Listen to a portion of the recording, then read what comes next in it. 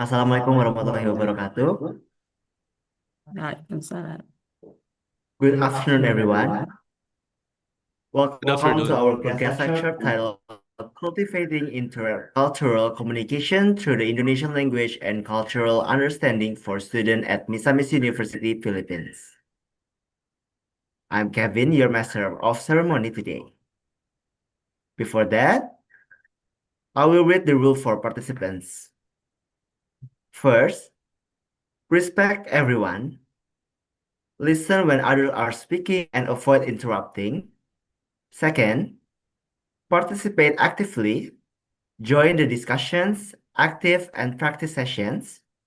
And third, use simple English or Indonesian, but don't worry about the mistakes and learning is the goal. For the fourth, turn on the camera to create a more interactive environment. If you guys possible to turn on the camera and wearing the virtual background, please you can do it. Unstable. Okay. And the fifth, avoid distractions and stay focused. For the sixth, be open-minded because should respect our cultural differences and the new perspective. Ya Allah, anak yang kecelakaan ya.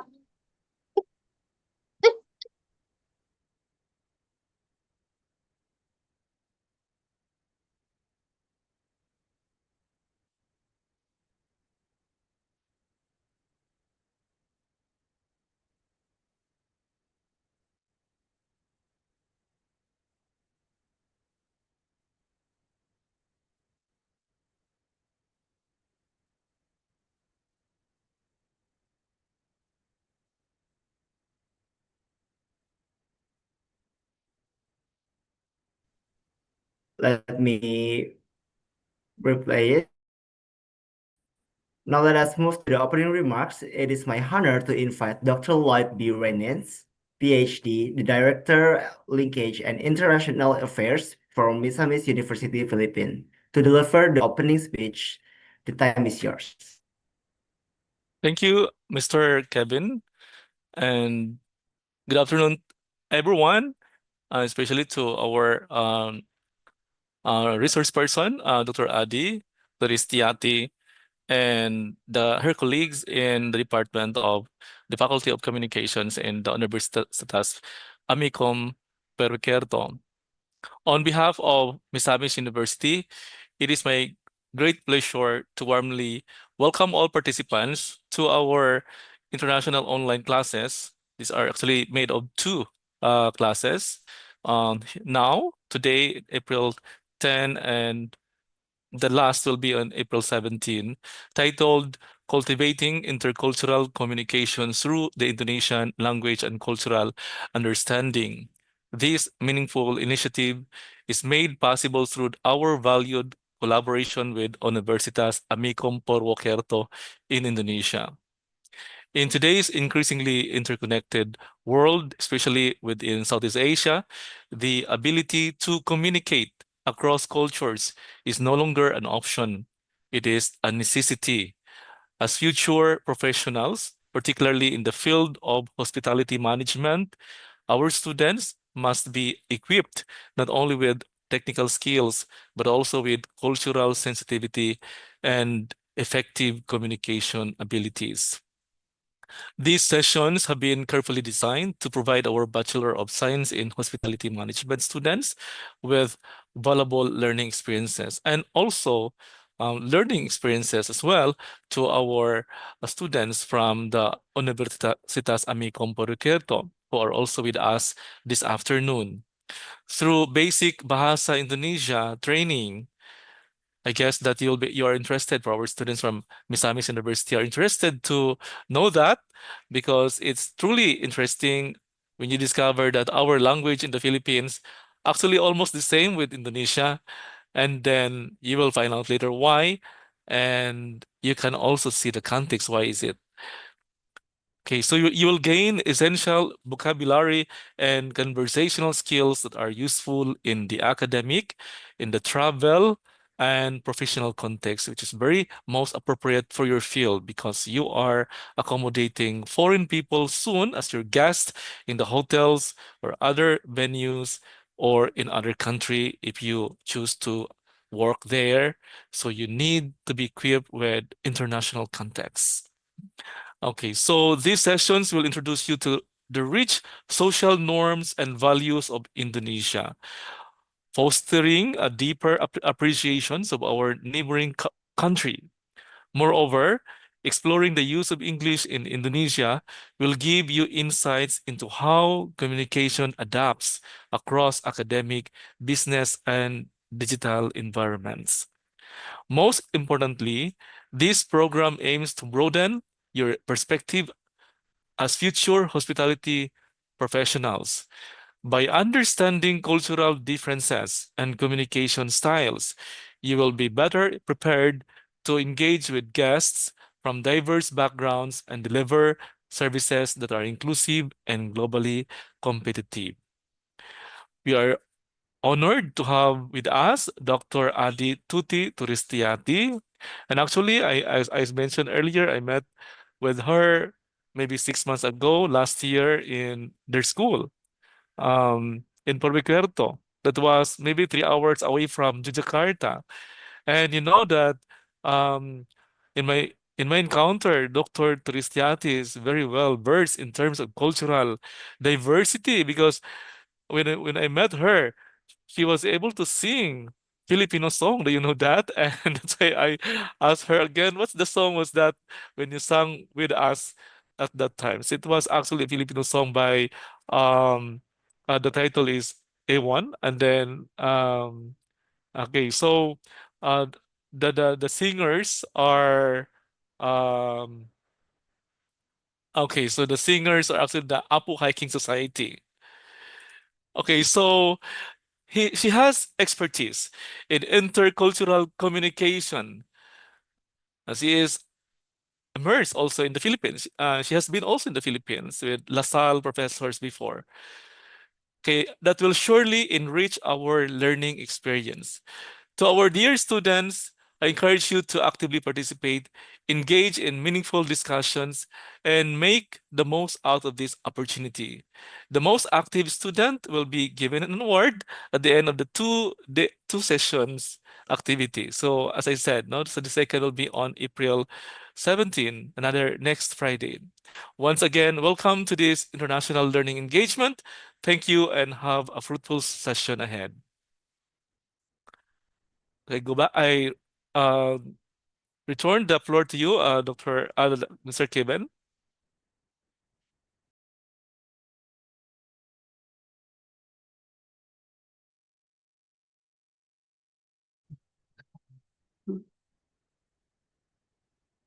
Dr.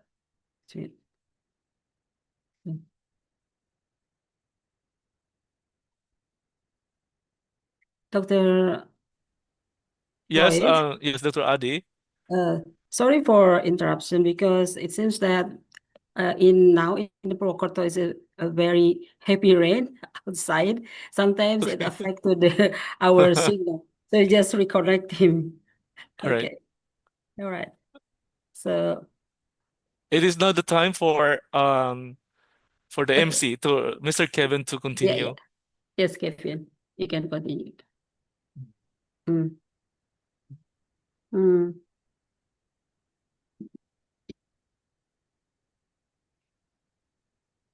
Okay. Just wait for a little while. Kevin, are you ready?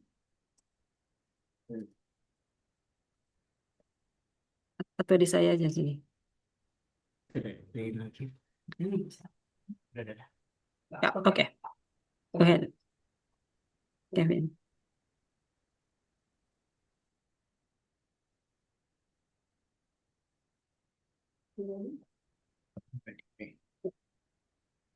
Okay, thank you, Dr. Lloyd, for the inspiring remarks.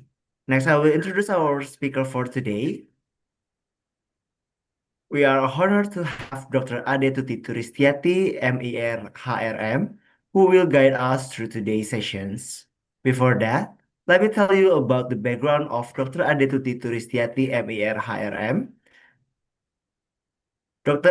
Tuti Turistiati, MIRHRM, is a senior lecturer or associate professor who currently serves as a head of the Communication Science program at Amikom Purwokerto University. She holds a doctoral degree in Communication Science from Pajajaran University and a master degree in Industrial Relations and Human Resource Management from the University of Sydney, Australia. Dr. Adi's academic work focused on interactual and digital communications, as well as special issues, with numerous publications in national and international journals. She is also actively engaged in community service and academic forums, applying communication science to address real-world challenges. Now, let us begin the West lecture sessions. Dr. Ade Tuti Turistiati MIRHM will present topics including Indonesian culture, English usage in Indonesia, and basic Indonesian language. Please welcome Dr. Ade Tuti Turistiati MIRHM. Okay, thank you, Kevin. So everyone, magandang hapon, isn't it? In Tagalog. Yes, Magandang magandang sa inyong hapon lahat. po.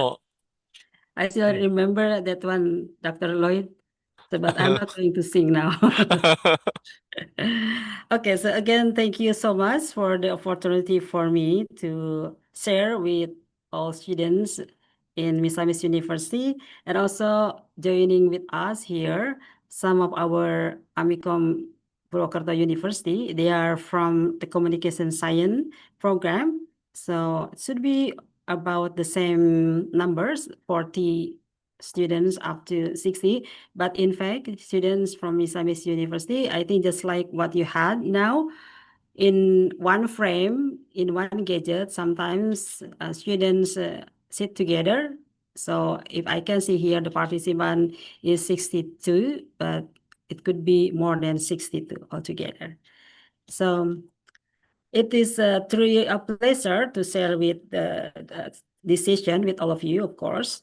So in this case lecture, we will explore the richness of Indonesian culture and gain a basic understanding of Indonesian language. So hopefully that after nearly 2 hours, plus the question and answer later on, so all participants, especially from MISAMIS University, know much better about Indonesian culture, and so the kind of knowing and can apply if you see by chance to meet Indonesian people in the Philippines or anywhere.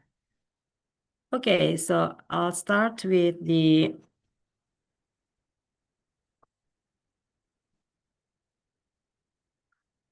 upon completion of decision. So it's common for me to share with you the expected outcome about our program for today. So it is expected that upon completion of the session, so participants, especially for those who are from MISAMIS University, know and understand the diversity of Indonesian culture.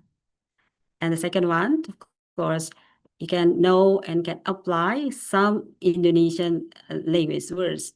You can use it and then communicate with Indonesian people wherever. And the third one, so English is not our national language.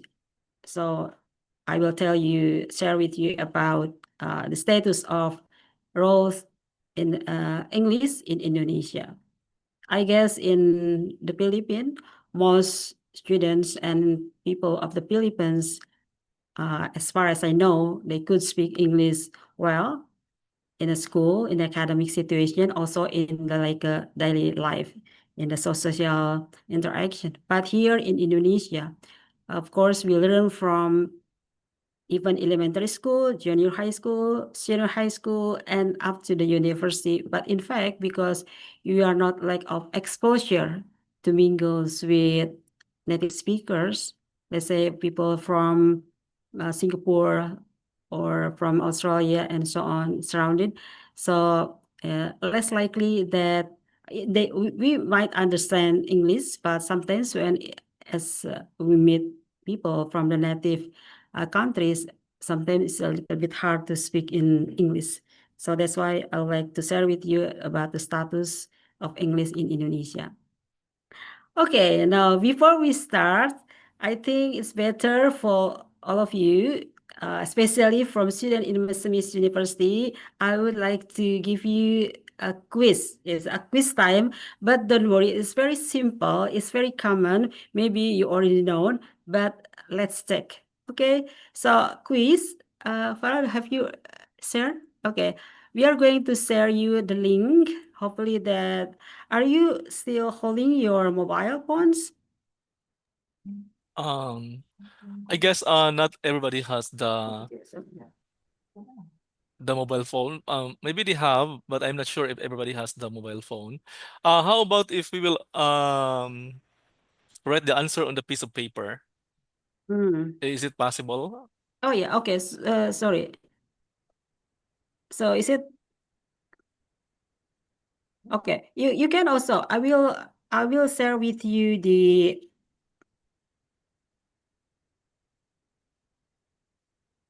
The questions? the questions here. The questions.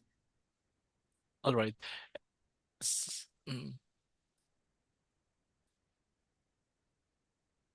You wanna see?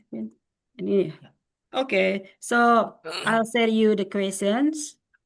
So you Okay. can write in the paper. It's easy. I mean, you just need, this is the multiple choices. So you just need to write if it Yeah. is the answer A, B, C, or D, All right? right. But before we can proceed with the paper, so may I know if are you ready with the cell phone students there?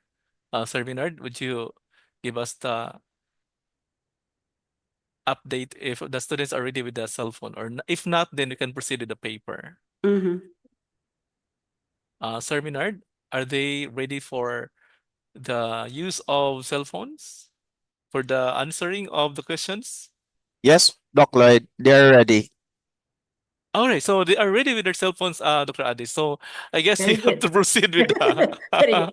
Okay. Dr. Lloyd, this is in digital era. Sometimes, it's better for us to just write an answer in the paper, but then they have cell phones, so you can click the link You can and click the then, link now. yeah, so you Okay, can so answer I'm sharing this link to you, in Dr. the chat, Arniel. in the chat.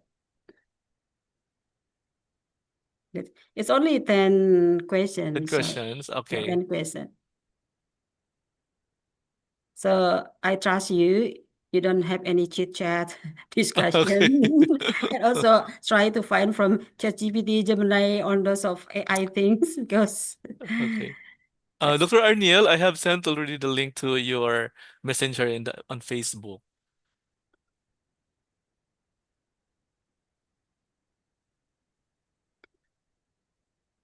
So for those who maybe, so are you guys all holding yourself? I think yeah. So I don't have to show you one by one of the questions.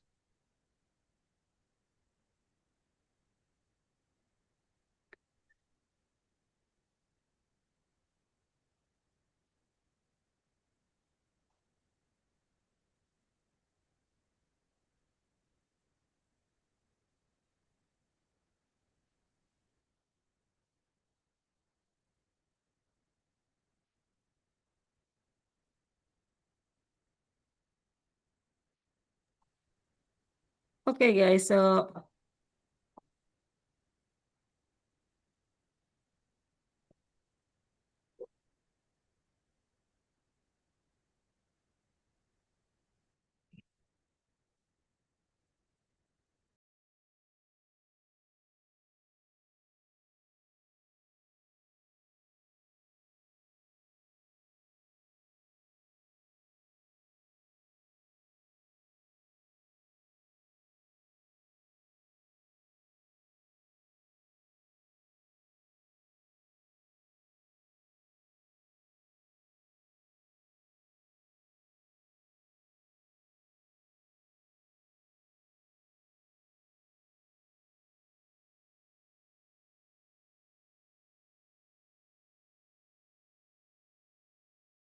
Hmm?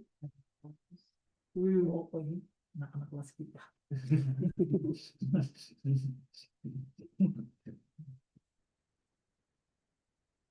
I can see the answer mostly 100, but then when I check it, they are from Amicom. Oh, okay. Uh, all right. So how about in our venue? Okay, I so guess the students are answering also okay. on their cell phone. Yeah, I just take times. Yeah, Yeah. I give you time.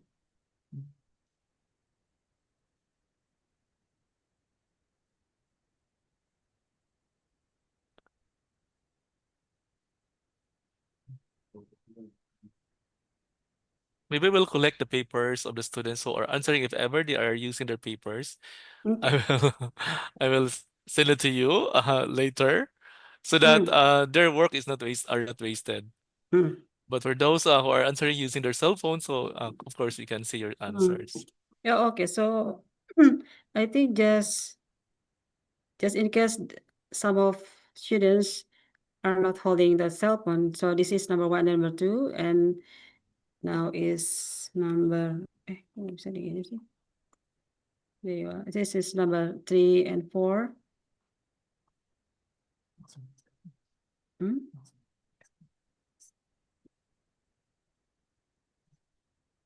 So this is number 3 and 4, and then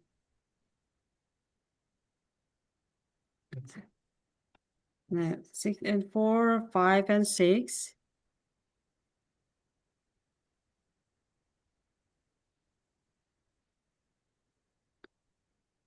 Okay, so number 7 and 8.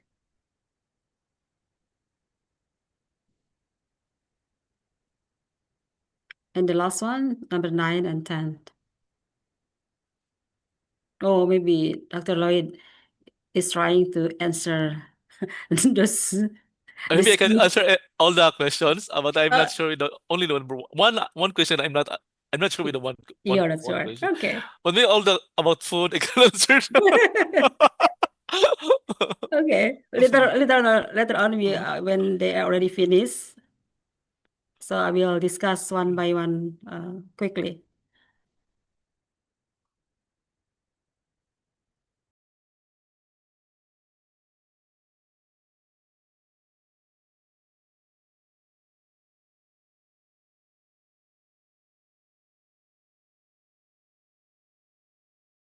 I actually love the satay and the nasi goreng. Nasi goreng. Yes. Oh, you still remember that one? Oh, okay. So this is okay. So guys, so you finish with the answer, so we can check one by one.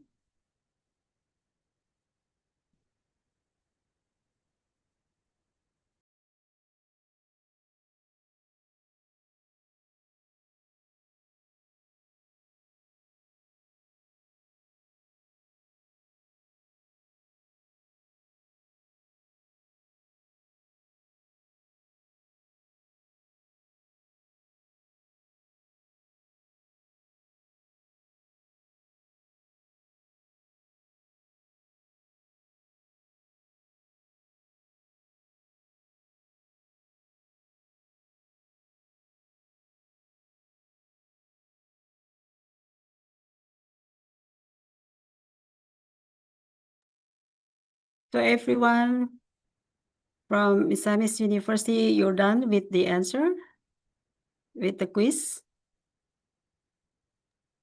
Yes, we are already done, Doc. Wow, that's Thank good you. then. Have a look. Mm,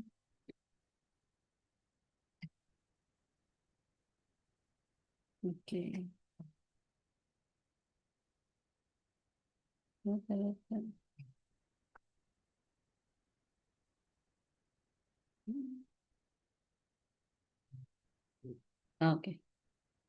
Okay. Okay. Okay. So I just had a look here. The answer from MISAMIS University. And then so far, wow, that's more than like 50. Oh, okay. So in average, about the score is 80, which is very good, very good. Okay, let's discuss one by one quickly. All right. So, what is the national language of Indonesia? Of course, you know, right? So, can anyone from MISAMIS University answer the questions? Whoever?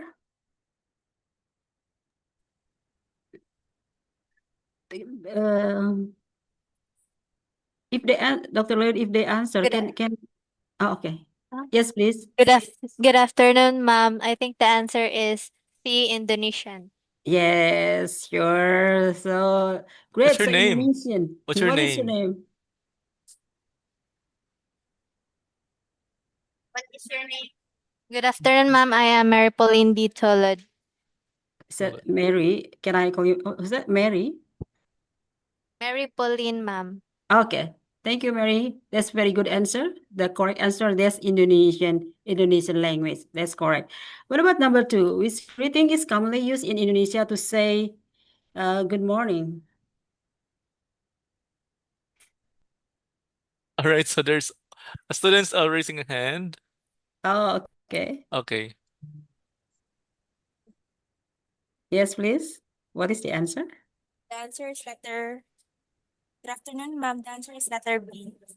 Mhm. Salamat. Selamat. Which one? B, ma'am. Pagi. Salamat pagi. Oh, selamat pagi. Okay, that's correct. That's correct. Whoa. Selamat pagi. And It your sounds name? like Mm. magandang umaga. Selamat pagi. Magandang umaga. No. Is it magandang umaga? So, selamat pagi, Dr. Lloyd. You're right. You're right, Dr. Adi. Yeah, Magandang good. umaga is equivalent to salamat pagi. Yeah, okay. So maybe even though you sort of guessing what that is, so a little bit sounds the same. Okay. Well, Your what name? about Your name is? Jasad Jonas. Mm. okay. Thank you. Okay, now number three. What is the capital city of Indonesia? It's very easy, isn't it?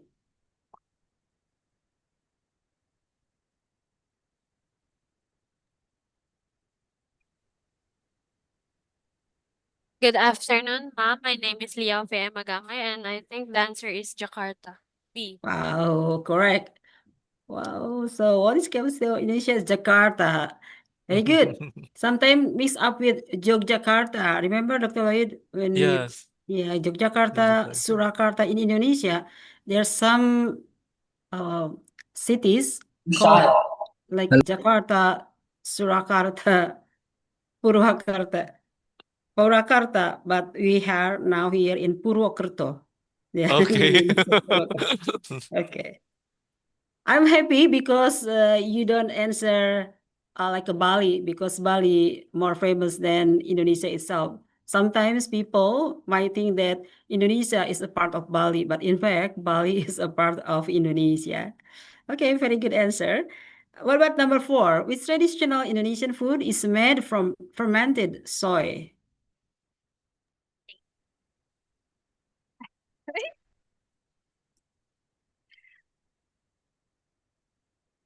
Salamat siang, ma'am. I'm Princess Arabella de Bello Porto, and I think the answer is letter C, the tempe. Tempe. Okay, correct.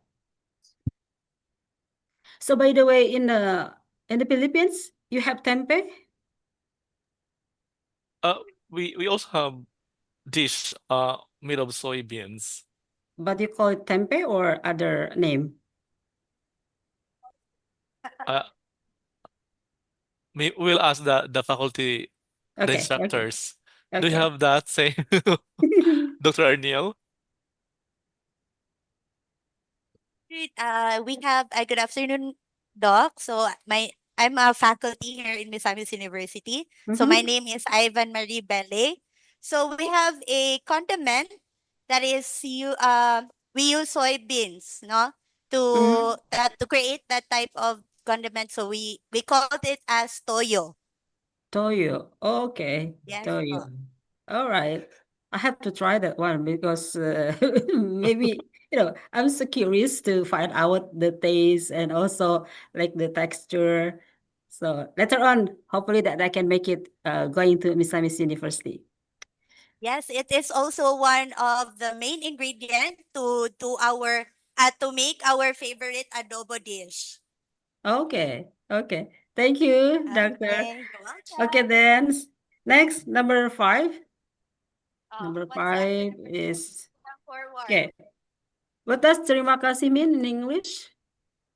Please say good afternoon and then your name. Salamat siang. Everyone, my name is Jason. I believe the English of the Indonesian of terima kasih is thank you. That is Okay, very good. Wow, terima kasih. Terima kasih is thank you. So terima kasih for the answer. Very good. Terima kasih. Okay, number 6. Which island is famous for tourism, beaches, and culture in Indonesia?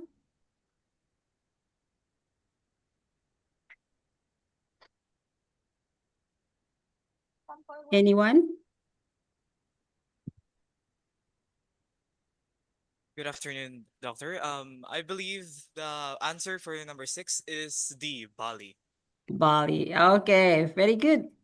That's the correct answer, Bali. Even though in every island, just like Sumatra, Kalimantan, Sulawesi, they are also having beaches and famous for tourism. Just like in Sumatra, we have the many things, and also in Kalimantan, it's famous with the orang utan, for example. Sulawesi also beaches in Manado, but the famous one of the world is Bali. Okay.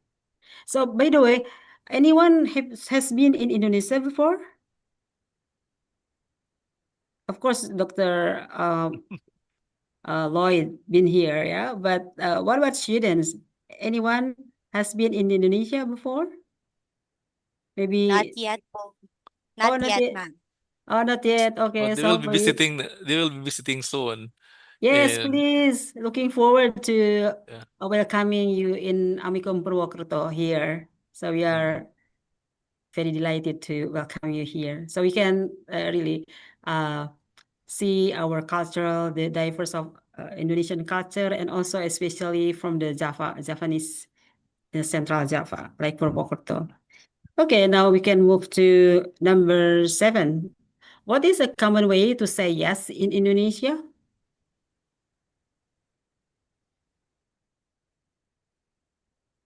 Hello, ma'am. Good afternoon. My name is You know, Jessa, and my answer on number 7 is letter B.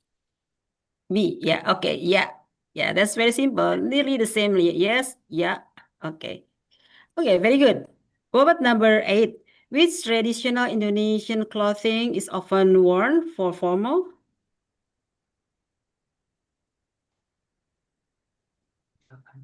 Good afternoon, ma'am. Good My name is afternoon. Jericho. My name is Jericho Samdiparami, and I think the answer is letter C, Kibaya. Kebaya. Okay. Thank you. Kebaya. Kebaya.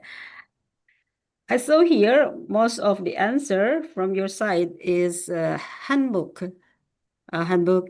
Where is handbook? Handbook is from Korea, isn't it? And then kebaya, kebaya. We call it kebaya. Is the traditional Indonesian clothing, often worn for formal, and the kebaya is worn by women, girls, not men. Yes. Yeah. Okay. So let's move to number 9. Nearly finished. Number 9. What does selamat malam mean? Selamat malam. So, good afternoon, Dr. Adi, Tuti, Turistiati. I am James Yeah. Silio. And the Salamat Malam mean is good evening and good night. Letter B. Good. Which one? Letter B, ma'am. Good evening. Oh, letter B. Okay. Letter B. Good evening or good night. Yeah, selamat malam. Selamat malam. That's good. Thank you. And last but not least, or the last one, which of the following is a famous Indonesian dish made with various side dishes. Okay, last one.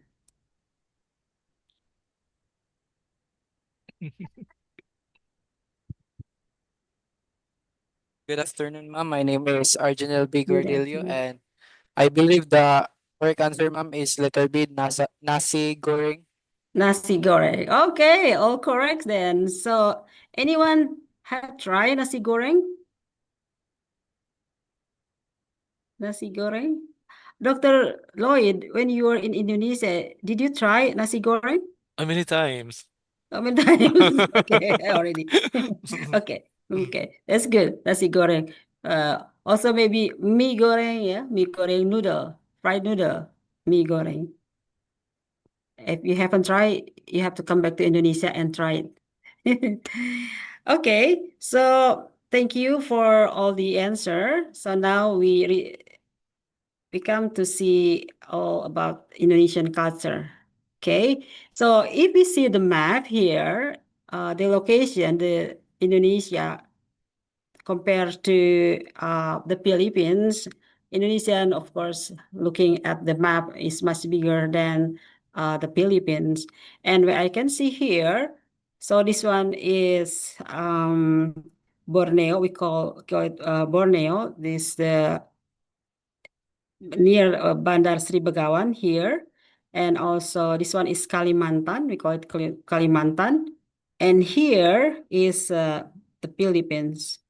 I guess so Misamis is a part of Mindanao Island, right? So it must be close to either Manado, for example, here, Sulawesi and Kalimantan. When you come to Jakarta here before Purwokerto, I think here is much longer and takes how much time you need, how long it will take from the Philippines to Jakarta last time, Dr. Lloyd? Is that like 5 5 hours? hours? Yes, 5 hours. 5 hours, yeah. Okay, 5 hours. So yeah, this is the street and the location of Indonesia. And Purwokerto is in Central Java, so it's here in the Java Island. So in the middle is Central Java. That's which Purwokerto located. Now, excuse me. So Indonesia has so many islands.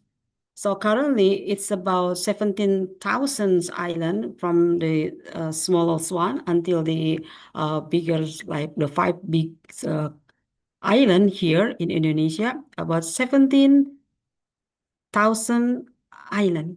So this is the archipelago.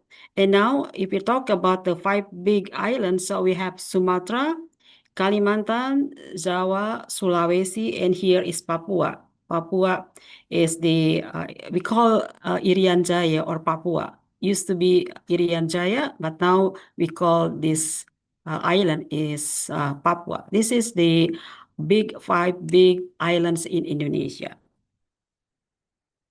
And used to be Indonesia only has, when I was young, it's only 20 provinces. Now it is divided Indonesia big islands, but then in terms of provinces, we have now 34 provinces. And every provinces, if you can see from here, so we can tell where you're from by seeing like a custom, traditional custom, like here. So if you see here, Jawa Tengah, Tengah means central. So it's Central Java. Jawa Tengah is Central Java. So this one is a kind of the traditional costume of Purwokerto and Central Java. And of course, it's different than other province. So which means that the custom, traditional custom is also referring to the identity. If you see someone, let's say, wearing this kind of style, for example, just like this one from Jawa Tengah or Central Java, so we can tell, oh, you are from Central Java or you are from Purwokerto, for example.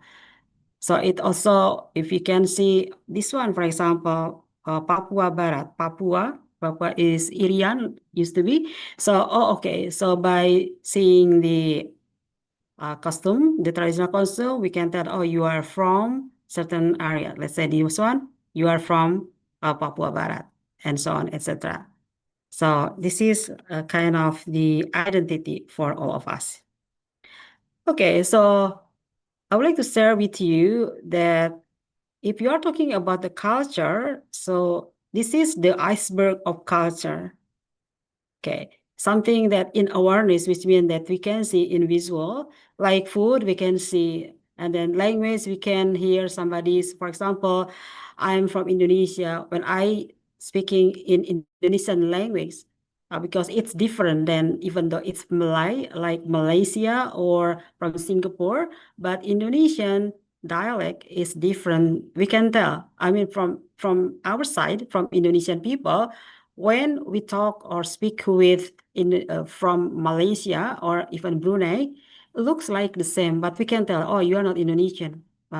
Even though they speak the same terms, for example, when you say selamat pagi for good morning, but then the way you say it, I'm talking about the dialect, if I can tell that he or she is from Malaysia or she is from Brunei or even from Singapore. So this one is something that upper the berg here. So we can see like language, we can listen to somebody's talking and so on, etc. And we see the festival. But in fact, there's so many things. If you are talking about culture, is under the sea. I mean, looking at the iceberg here, which means that if you are talking about perception, assumption, thought, something that we cannot see directly, it's quite ambiguous because we can tell what is in somebody's mind, somebody's thought. So again, when we are talking about culture, it's very unique.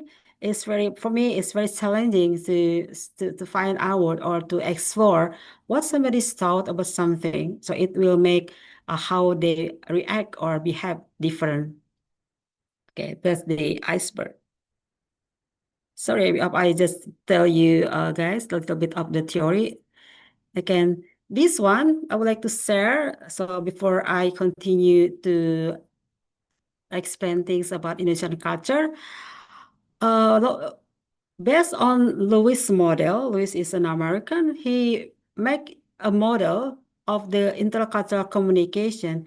So I'm surprised that the model of the Lewis model, Indonesia, Philippines, and Malaysia is under the same boat, the same kind of saying that, look, we are Indonesian people and Philippines, Malaysia is nearly look like the same because Lewis tried to put it together from the sameness of the typical, he called about linear active.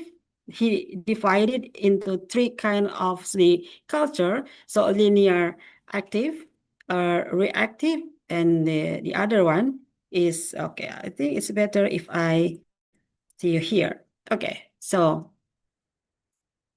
here, Lewis divided into three categories: linear active, multi-active, or reactive. What does it mean? So linear active is the structure, well-organized, task-oriented, argument are made with logic. For example, when we see American people or let's say Australian, Germany, they are look-alike in terms of the way they talk, for example. So they are focused and explicit, it's very direct. So if multi-active, they in between. So let's say see explicit and implicit meaning. So sometimes it's quite ambiguous. So sometimes one word could be having two meanings, just like that. And reactive is view as polite and attentive listener. Under this category, reactive is very much, for example, just like when you meet Japanese people, they are not indirect person type of people. So which means that when they talk, for example, when they say yes, it doesn't mean, for example, in Japanese, they say wakarimashita, hi wakarimashita, sometimes even though they say hi, which means yes, but yes, later on, yes, but something like that. Okay, we'll talk about this later on. Okay, now, Um, in Indonesia, I'm not sure it is the same or not in the Philippines, but based on the topic, Louis model, it should be more likely the same. So in terms of religion, this is the official religion that recognized by the government of Indonesia. So we have Islam, and Islam is a Muslim. So we have, of course, the mosque here, and we have Hindu, and then Christian, Catholic, Christian divided Protestant and Catholic, Buddha and Confucius. Most Chinese, so they worship Confucius, this one. Okay, so actually we have 6 religions recognized by the government, but for some reasons, like now in Indonesia also, they just kind of recognize another religion. It's like they call it believers.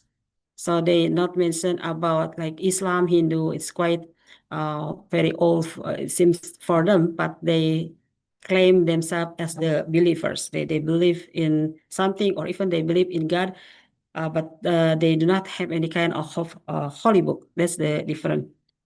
And that's about the religion of Indonesia. Okay. So even though we have different religion, yeah, here and there, and then we have the majority of Indonesian people is a Muslim. So we have about 8,000, no, 80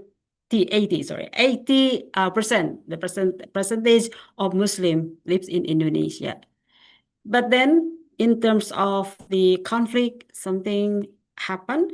But in Indonesia, so thanks, so we are very grateful, because even though we are the different languages, different races, different ethnicity, and also different religion, but in fact we are respect each other.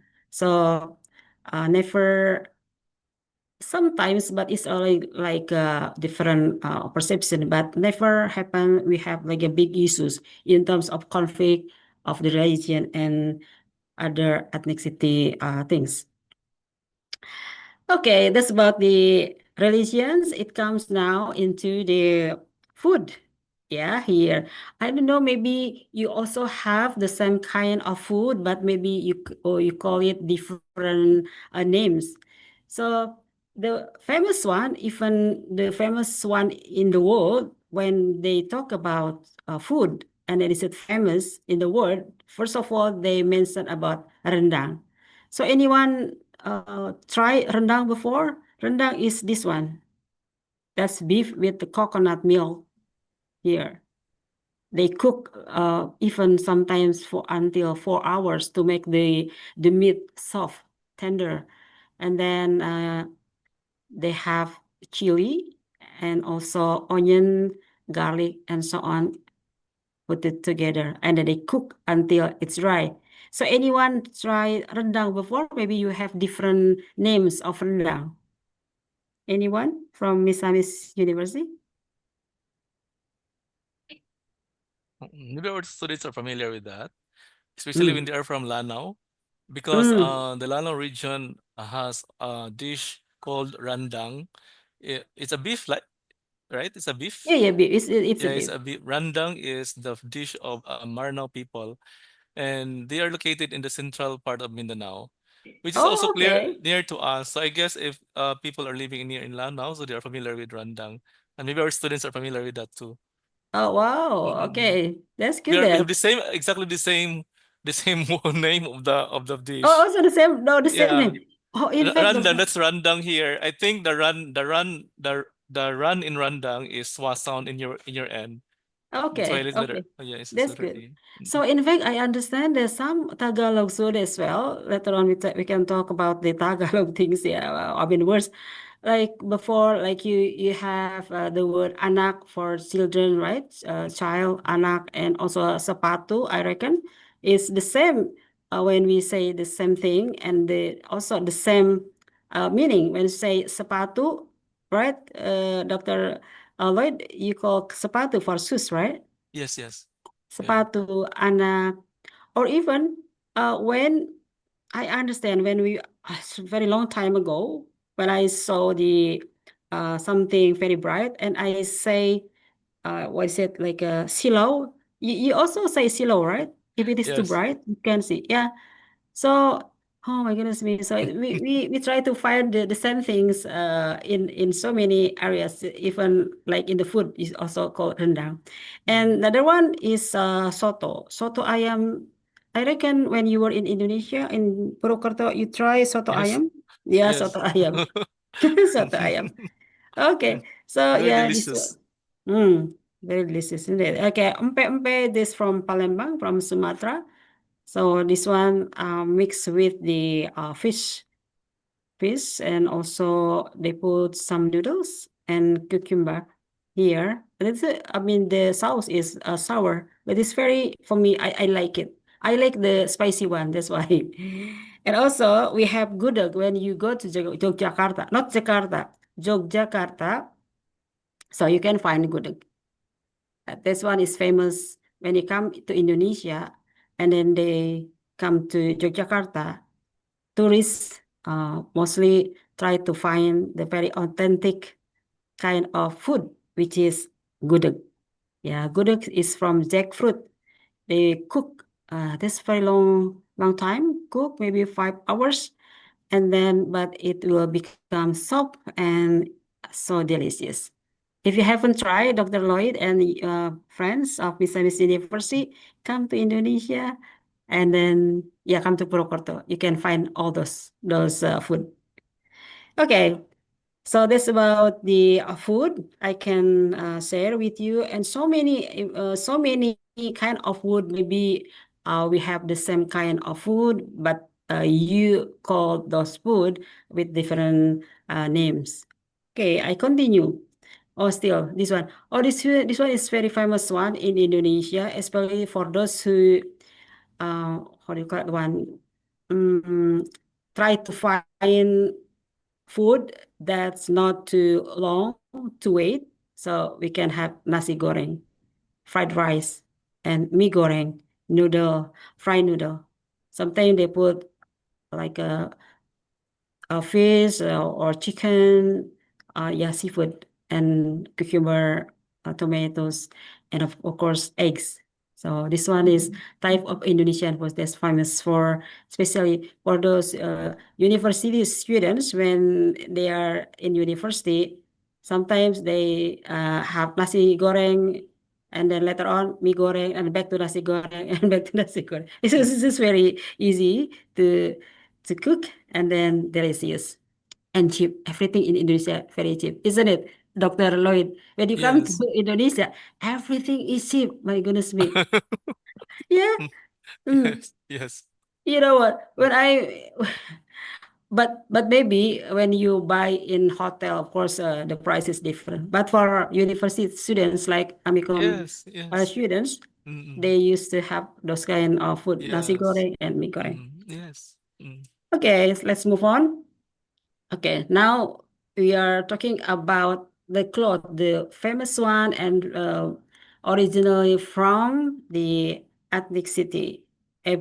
So here, so many kinds of batik. So again, Dr. Lloyd and my friends from my students from MISAMIS University, do you have a kind of, you call also batik, the Philippine batiks? We'll ask the professor of the program. Yes. You Yeah. can elaborate the students, Mm-hmm. especially those who are in the western part of Mindanao, the northwestern part, because they are more close to Malaysia, to Borneo. Yeah, to Malaysia, yeah. Yeah. Okay. So you have maybe different type, but also we call it batik or different meaning. Well, but with this one, batik, there's so many batik. It depends on where from the batik. I mean the original uh, place. For example, we call it Megamendung Cirebon. That's from Cirebon. Cirebon is a part of West Java. So they have Megamendung. This is kind cloud here. Also from Yogyakarta, they call it tambal because like pouch like all together. And then Parang from Solo. Solo is part of Central Java. From Bali, they have Jagatan Pisang. Pisang Let me guess. Is that pisang also the same meaning in Tagalog? Can you sort of guessing what pisang means? Students, do you have any idea with What pisang? is pisang? Just just in case in Tagalog the same meaning. Pisang is banana. Yeah, pisang is banana. Jagatan pisang from Bali, just like this one from Bali. Asmat is this Papua, and also Priangan West Java, and so many other types of style of batiks here and there around Indonesian areas here. And of course, every batik, they have a philosophy. It's not only, oh, I like the blue color, or I like the banana things. Of course, behind that's why there's so many research in Indonesia done by not only by students, but also from lecturers, from researchers, not only Indonesia, but also from outside Indonesia. They come to Indonesia, try to find out what the philosophy or behind the type of batik. Okay, so it will take a long time if I explain it. But for example, Megamendung Cirebon, the philosophy is about because in Cirebon Megamendung, which means that the cloud is not good at the time. It's going to rain, just like that, and so on, etc. Okay, so I'll move on to, oh yeah, batik also, if you are not, you haven't known yet, batik is our national heritage, is already declared by UNESCO, United Nations Education and Children. So it has become the national heritage Indonesian batik. So I think in November, if I'm not mistaken, Kevin, is that right? I forgot about the date. It seems October or November, we celebrate our something like a festival because UNESCO, oh yeah, the 2nd of October. Yeah, all right, thank you. So the 2nd October as the Batik Days for Indonesian people, because at that time, the 2nd October, UNESCO stated that batiks belong to Indonesian heritage. Okay, so let's move on to, okay, this one is the dances. Again, every dance is, of course, it's not only about the movement, but every movement has a philosophy. So for example, here, can you guess which area this dance or province, which dance we call it tari pendet dance? Where is it from? Anyone can guess? Maybe you often see the dance, Indonesian dance, just like this. The left corner, in the left corner. So can you guess from where this dance from? Anyone?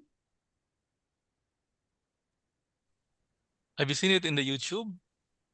Yeah, maybe you can see in the Yeah, YouTube or because you know. I watch it in the YouTube, and the eyes Okay. is the one that only moves Okay. from left to right. Mm. Okay. Yeah, thank you, Dr. Lloyd. Yeah, this one from Bali because Bali is famous for also for the dancing. Okay, and then if you have a chance to see Indonesian dances from Aceh, we call it saman. It's very attractive. They, this sort of counting, but you have to be rhythmic and then you have to be focused because otherwise, when you say like this, maybe your friends is mixed with you and then can like slap your face if you are not focusing on the counting. So we also have we call it is wayang. Wayang is like a puppet show, and then someone to play the puppet. We call it dalang. So he or dalang is always, I think, always man to play the puppet, and then they could speak and also the style, just like, for example, if the puppet show between male and female, so the dalang can use the female's voice, or even many types of woman's style of speaking, for example, just like that. So of course, when we have the puppet show always having the story and the story behind that one, very much talking about something and deliver message to the audience. That's our dancing things here. Okay, now we come to local language. In Indonesia, my goodness me, 718 local languages. So this one is the second largest number regional local language after New Guinea. I saw from the internet in New Guinea now they have 840, but I reckon maybe it's about dialect. But Indonesia also 718, because when you come to, let's say, to Purwokerto, we speak Javanese language, but even though they speak in Javanese, sometimes they have their own dialect. In Purwokerto, we call it, for example, ngapak, excuse me, ngapak style. But then when we can go to another further, even though they speak Javanese, but it's different. Yogyakarta, they speak Javanese, Jawa, Javanese, but then the dialect and some word also could different than what we use here in Purwokerto. But of course, since we have 17,000 islands here in Indonesia, that's why local languages 718. I mean, no wonder we have 718. Okay. But what here I share with you about the local languages that is commonly used by people of Indonesia. So we have bahasa mean language. Okay, bahasa means language. So we got Jawa language or bahasa Jawa. We have Sundanese here. Sundanese, I'm not from Jawa. I'm from West Java. So I'm a Sundanese. So I speak Sunda, bahasa Sunda. And then we have Betawi. Betawi used by people in Jakarta. Minangkabau, bahasa Minangkabau, Minangkabau language used by people in Sumatra, West Sumatra. Batak, that's different. Batak is from North Sumatra, and also Bugis, Aceh, Bali, Ambon, and Makassar.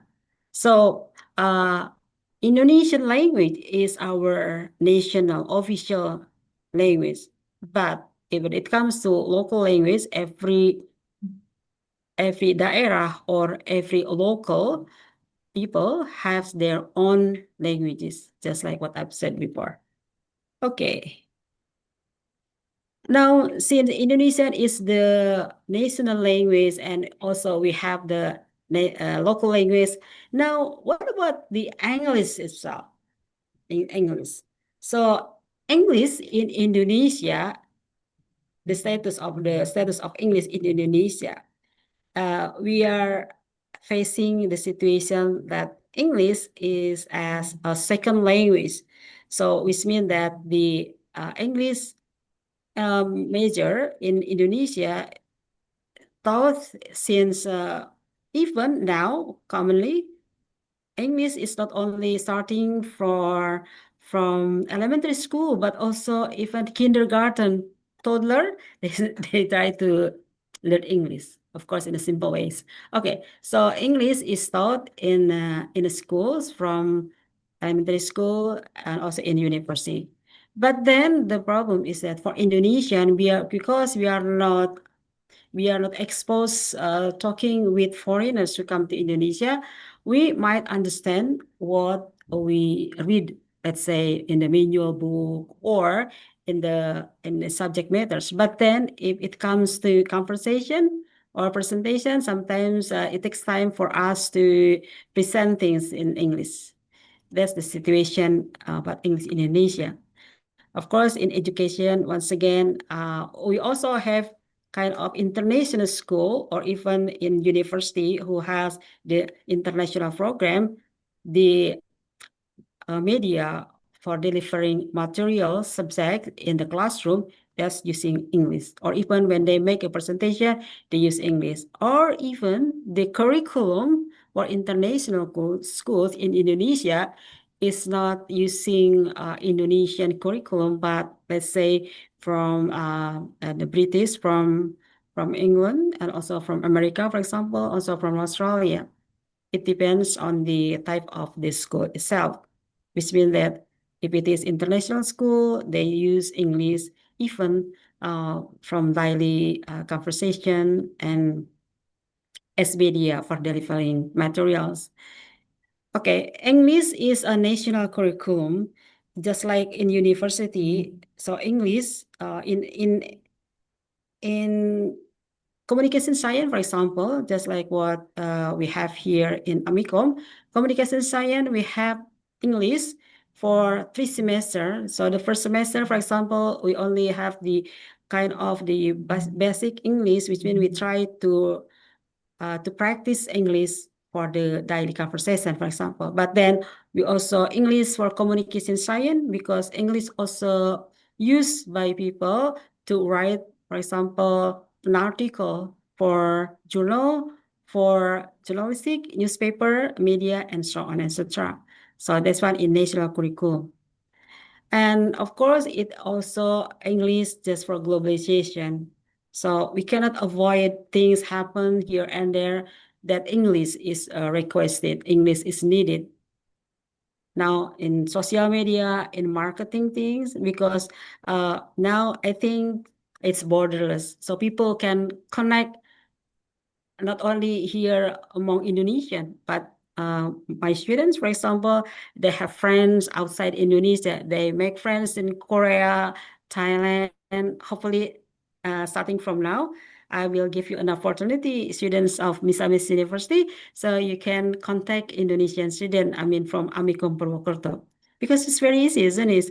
You follow through the social media like Instagram, and you follow back and so on, etc. But I think it's very good chance for all of you try to connect each other. That's the situation of English. Okay, of course, here the role of English in Indonesia, access to information. There's so many information, use English. That's why we have to understand, at least we can really understand what that is. Cultural exchange, hopefully it happens, Dr. Lloyd. So I'm so, my dream and my hope also. Cultural exchange mean that I'm so looking forward to have you here, all students of MISAMIS, come to Indonesia, and then we have the cultural exchange. Hopefully, and next time, students of Amikom Purwokerto can come visit MISAMIS University, so cultural exchange. Because if you are talking about cultural exchange, it's not only we read what is culture, but you enjoy the culture. For example, you dance, you sing a song, you have a conversation. It's very helpful to understand the culture itself. In digital communication, of course, in digital, just as like I said before, through the social media. Internationalization, tourism. Oh yeah, because you are from tourism management. I think English in Indonesia are very needed and requisite, that not only from tourism, like communication science, here we really need to have the competency to speak in English, able to understand people saying at least. Okay. Anyone from MISAMIS, you know the terms lingua franca, do you? Lingua franca, so it's a mother tongue. Yeah, lingua franca is like, kind of, and also it can be used as the media for conversation, as a social interaction. And that's lingua franca. And professional advantages, of course, I think in Indonesia, even if your English is good in terms of at in Indonesia, we use sometimes TOEFL or also IELTS as the standard to see the competency of English.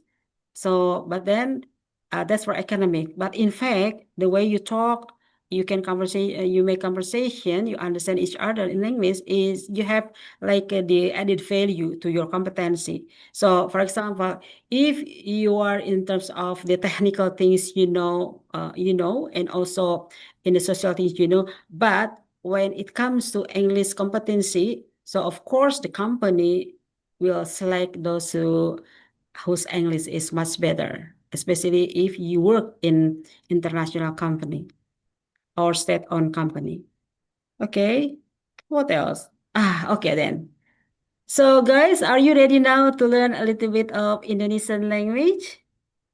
What jam berapa sih? What time? Yes, ma'am. Okay. How long? Okay. So we still have like 30 minutes, isn't it? Okay. So, oops. Sharingnya mana? Oh, wait a second. Oh, sharingnya nggak sih? Yang tadi ininya gambarnya.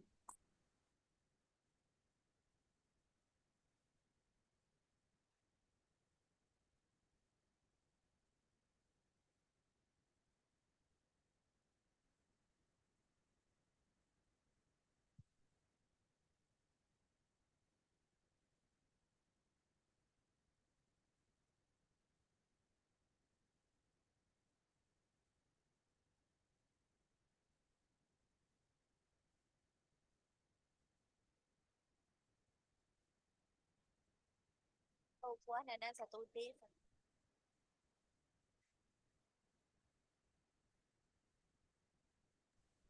Oh, kok hilang lagi? Gimana sih? Well,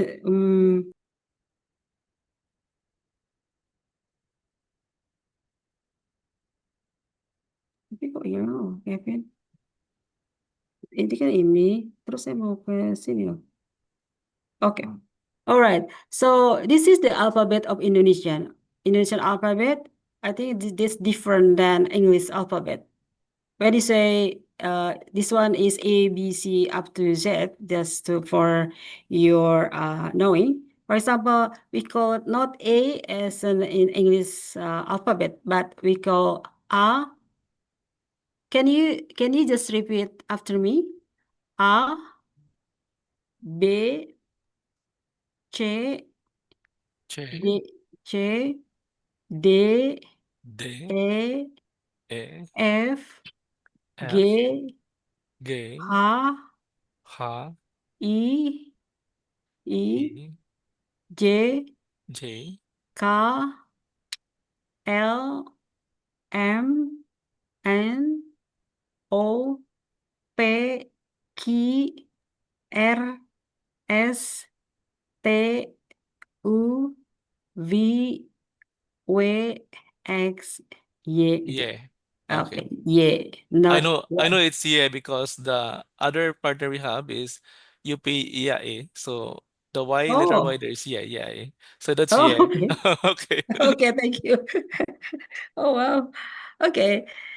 Now, okay, we talked before. Okay, this is a simple greeting that we learned for today. Yeah, but a very simple one. Hopefully that you remember, so you can apply it when you meet Indonesian people. So we say good morning is selamat pagi. So you can say selamat pagi. I think it's very easy for you to remember because magandang umaga, selamat pagi, gaga. Selamat pagi is good morning. Selamat pagi. And then we have selamat siang. Selamat siang mean good day. Good day, just like when say good day. So selamat siang in Indonesia, if it is like 11 o'clock in the morning, it's already, some people might think that 11 o'clock is considered as siang. But sometimes people might think that before 12 is still morning, pagi. But then selamat siang is 11, 1 o'clock, 2 o'clock is still siang. But 3 o'clock, some people might think it's already afternoon. So afternoon is selamat sore. So good afternoon selamat sore. Good morning, selamat pagi. Good day is selamat siang. Good afternoon, selamat sore. Selamat malam is good evening. Okay, so anyone from Islamic University, do you still remember can you say it from good morning and up to good evening, from selamat pagi, selamat siang, selamat sore, selamat malam. Anyone would like to try? Okay, anyone would like to try? Okay. Repeat naman.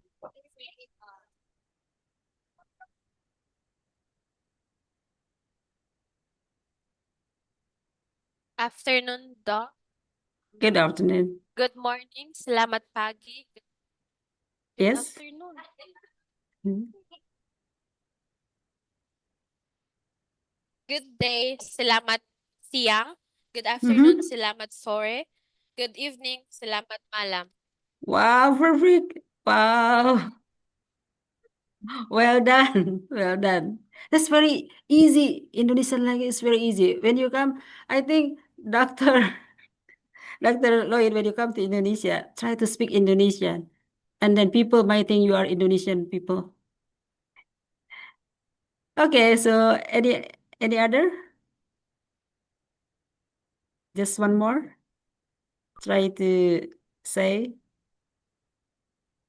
Try. Mm-hmm.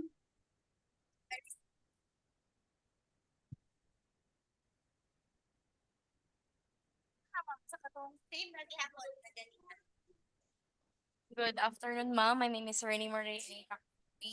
Mm-hmm. Good Yes, morning please. is salamat pagi, and then good day is salamat siang, and then good evening, good afternoon is salamat sorry. Oh, okay. So, you know what? Your accent is very much Indonesian. So, because we are look like Indonesian people, the Philippines, especially when you say it in Indonesian language, so people might think that you are Indonesian. Okay. So next little bit. Sorry.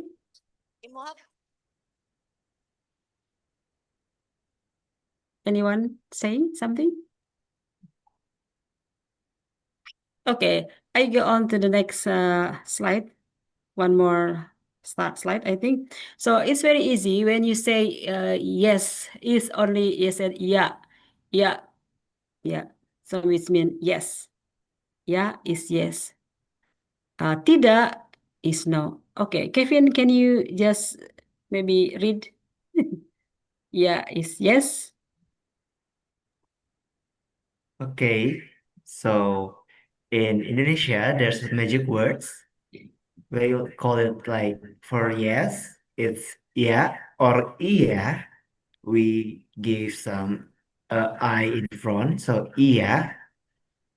And there's no, we call it tidak, or in non-formal ways, we call it enggak. There's please. Uh, please is tolong. Tolong has two meanings, like please or help. And there's thank you, it's terima kasih. You're welcome, is sama-sama. And for sorry, we call it maaf. And there's excuse me is permisi. Okay, well done. Okay. Thank you, Kevin. You're welcome. Okay, anyone from MISAMIS University would like just you can see you don't have to memorize it now, but how you spell it make you feel like Indonesian people. So ya, tidak, and so on. Anyone? You try? Oh. Anyone who wants to try? Mm-hmm. Magic word. Magic word, yeah.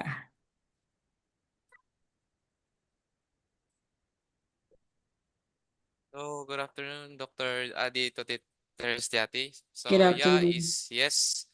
Tidak is no. Tulong is please. Terima kasih is thank you. Sama-sama, you're welcome. Maaf, sorry. Maaf, sorry. And permisi, excuse me. Okay, well done. Wow. Okay. Very easy, isn't it?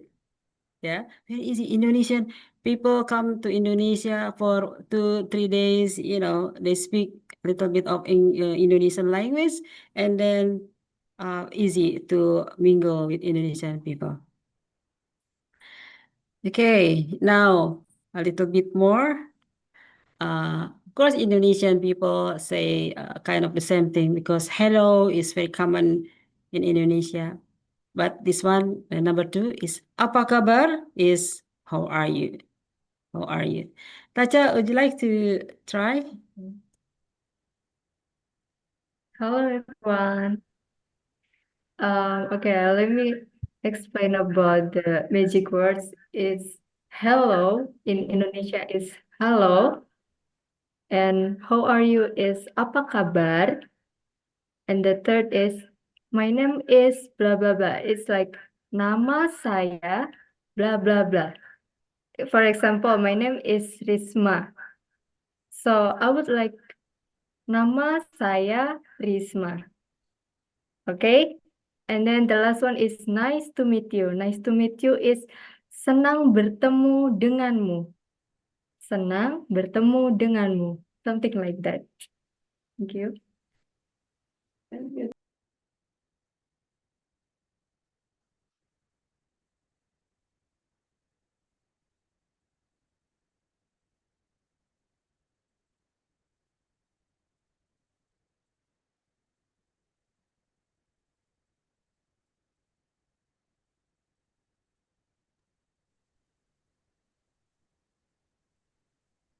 I think Dr. Adi is muted. We can't hear you, Dr. Adi.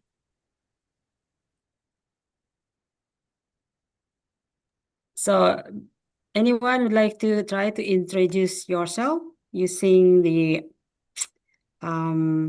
Indonesian word? Like, hello, apa kabar? Nama saya, for example, nama saya Ade, senang bertemu denganmu.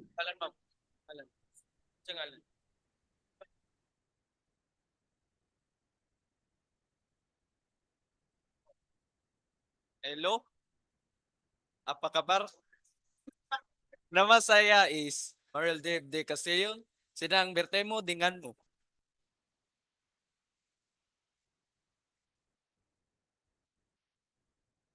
Okay, terima kasih. So, anyone more? Try to introduce you in More daw, more. yeah.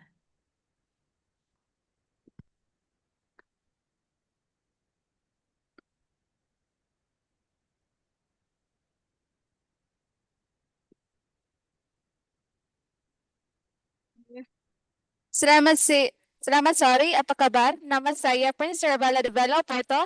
Senang bertemu denganmu. Wow. Well done. Selamat sore. Terima kasih. Terima kasih. Okay. Very good. That's very easy, isn't it? Indonesian language. That's why you have to come to Indonesia, learn Indonesian only for 1 week so you can mingle with Indonesian people. Kevin, I think for me, hang on. So, this one. Oh, the last one, last slide before we conclude.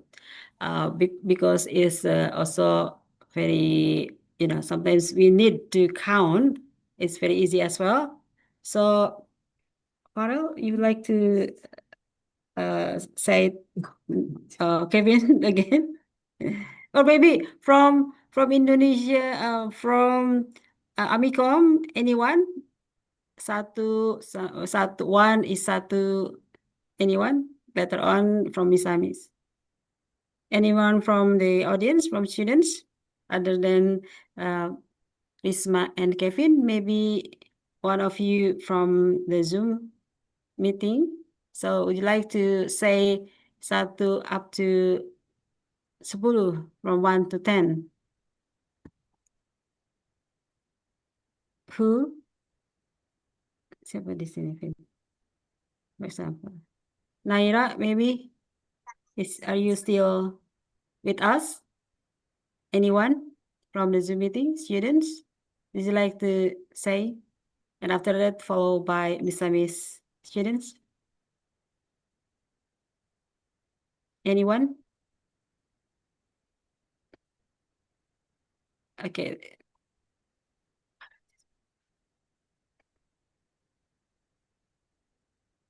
Satu, dua. Okay. It's okay. Okay, Farel. So, like to try?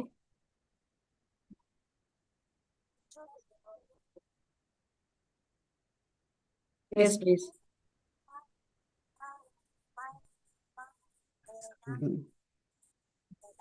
Okay.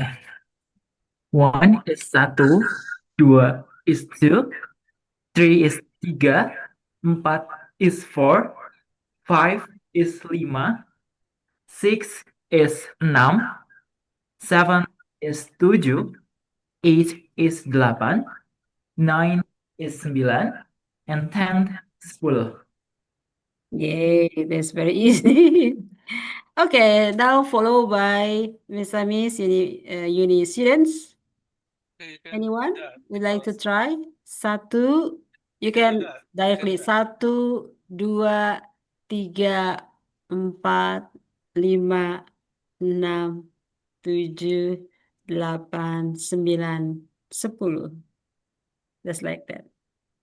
They can do that easily, Dr. Ali, because I think 5 of the numbers are similar to us, like Dua. So you have also number 2. Oh. Duha here in yours is Dua. And then number 4 is Upat. Yours is Impat. But here in ours is Upat. And then number 5 is Lima. So exactly the same with us. So Lima. Oh, wow. And then See? number 6 is Inam. Our number 6 is Unom, but yours is Inam. Enam. And number 10 is Sipulu, yours, but ours is Pulo. Pulo. Yours is Sipulo, so almost the same. So they can relate to the numbers. Yeah, this can relate. Make Mm-hmm. it easy. Make it easy. Yeah. Yes. Oh my goodness me. I just knew, Dr. Lloyd, that this like dua is the same as well. Lima, enam, enam. Okay, guys. So I think for this today from me is enough. I would like to give you an opportunity. So I would like the students can ask Amicom University students any question. If you have any question, any concerns about like Indonesian culture especially, and also Indonesian language, please share with us. Please raise hand and then you can directly ask questions. So maybe also from Indonesia, from Amicom, if you have any questions, you can also share your Instagram Instagram accounts to to your friends in MISAMIS. You can put in the chat group so later on students can follow, for example, Kevin or Tata, Farah, and other students from Amicom University. If you would like to have a chit chat later on through the social media, let's say Instagrams, you can put it in the chat room. So, do you have any questions so far from MISAMIS University? Good afternoon, ma'am. Since from MISAMIS University, so far the students do not have any questions. Okay. So what about students Amicom Provocateur? Do you have any students not to me, but to students, so you can interact and mingle each other? Caca, ada pertanyaan?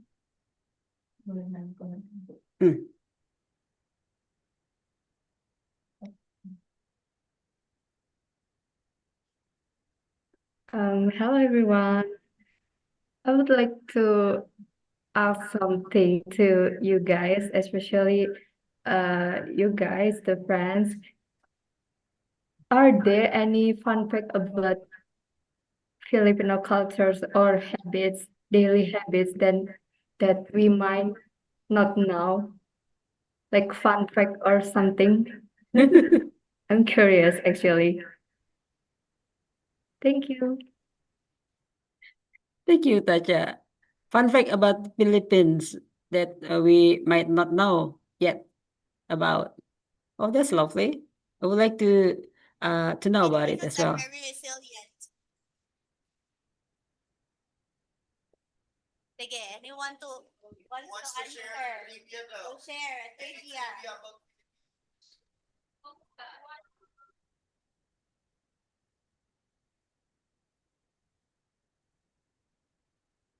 What is the fun fact of the Philippines? Maybe we never known yet. What is it? Yes, good afternoon, ma'am. So again, I'm a faculty here in MISAMIS University. So since I am teaching some basic of geography and culture here in MISAMIS University, so I just want to share that here in the Philippines we have 7,641 islands. Here, then we have, I think, 81 provinces. Okay. Oh, 81, is it? Yes, 81 provinces here in the Philippines. And then what else? So we have a lot of dialects, I think 500 plus dialects that we speak differently from Luzon, Visayas, and Mindanao. So those are the three main islands here in the Philippines. So the biggest one is Luzon, and the second big one is Mindanao, and then followed by Visayas, which is in between. That is consists with different islands, a lot of islands in Visayas, and also it is found in Visayas.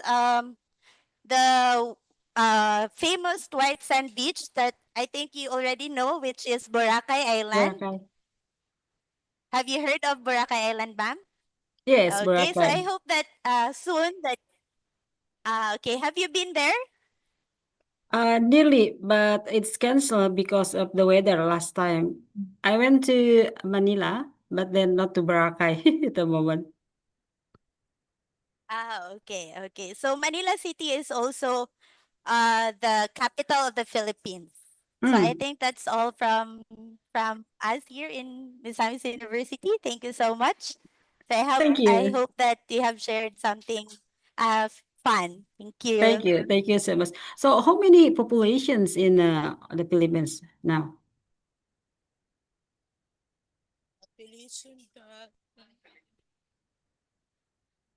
So how many people populations in people So for the population here in the Philippines, so in the total of 112 million. Okay, 100, about 100 something, 112 million. Indonesia is now is nearly 300 million. A lot of people, many people here in Indonesia. Okay, so maybe Taja, because you asked about the fun fact in the Philippines, so do you have any fun fact in Indonesia? Maybe you can share. Okay. I have a fun fact in Indonesia, especially in my city, in this city, Purwokerto. We have a cafe culture. It's very popular among Gen Z. Like there are so many cafe from slow burn cafe and then up to high-end aesthetic cafe that makes them special is that often use locally purchased beans from regions like Aceh, Toraja, and Bali. And then like for instance, Aceh Gayo Cafe is famous in the worldwide, I guess. So visiting a cafe in Indonesia is not just about a coffee, but also about experiencing our culture and supporting our local farmers. Something like that. Okay. Thank you, Taja. That's very, I think it's very important Yeah. for Gen Z, yeah, talking Yeah. about cafe when you would like to have like a chit chat, Yeah, even but discussions about the assignments from the campus. So they have something in cafe. And then cafe, of course, provide some coffee. In Indonesia, we have many various coffee coming from, let's say, Aceh, Sumatra, from also Aceh from Lampung. Also, our own Prokurto, Dr. Lloyd, if you get a chance next time to come over here, maybe you want to try any kind of coffee from Gayo, from Aceh. Also, the one from originally from Purwokerto, let's say from Melung, one part of Indonesia, Purwokerto's the best coffee of Purwokerto. Okay, thank you, Taja. Any other thing? Maybe before we conclude our guest lecture for today, is there any? Kevin, you have one? Fun fact? Okay, enough. Dr. Lloyd, I think because we are running out of time, maybe we can conclude. Do you have anything that would like to share with us before we conclude? I would like to express my thanks. Although this is the first meeting, still have the second, but this time, so we have an experience of getting to know each other, especially on cultures. It is actually an online cultural exchange, in a way. Although it's about the language, but language itself is a culture. So we're able to get contact with Indonesian right now, and then it's actually helpful in order to at least to feel like we have friends from Indonesia, um, think that we can relate with Indonesians. So at least this is already beyond the classroom's walls. This is actually a cross-border activity. The online can help us. So I appreciate and I'd like to express my thanks now to that and for the students. Okay. Thank you, Dr. Lloyd. So I think we already conclude everything here. So hopefully that next session we can have more fun things like we sing a song, Indonesian song, and we learn some the very easy dancing that we can follow through the Zoom later on. And of course, a little bit of more Indonesian language that we can use in daily conversation. I think for today, can we just make a photo, Dr. Lloyd? Is it all right? So Yeah, sure. So I'm we'll so manage to. pleased if you put on cam, everyone. Okay. So everyone, especially from Amikom Purwokerto, please on cam so we can see your faces, even though in one frame you are maybe more than one person. Yeah, okay. Okay, Kevin, you already start? Di foto sama Farah. Okay, could you please on the cam? Oh, later on, Kevin or Farel will send you the daftar hadir attendance list, yeah. So for the purpose of maybe making the certificate later on, and for today's session, there will be attendance list, so you can write your name. So you can see from the chat room, fill out your attendance list for today's session.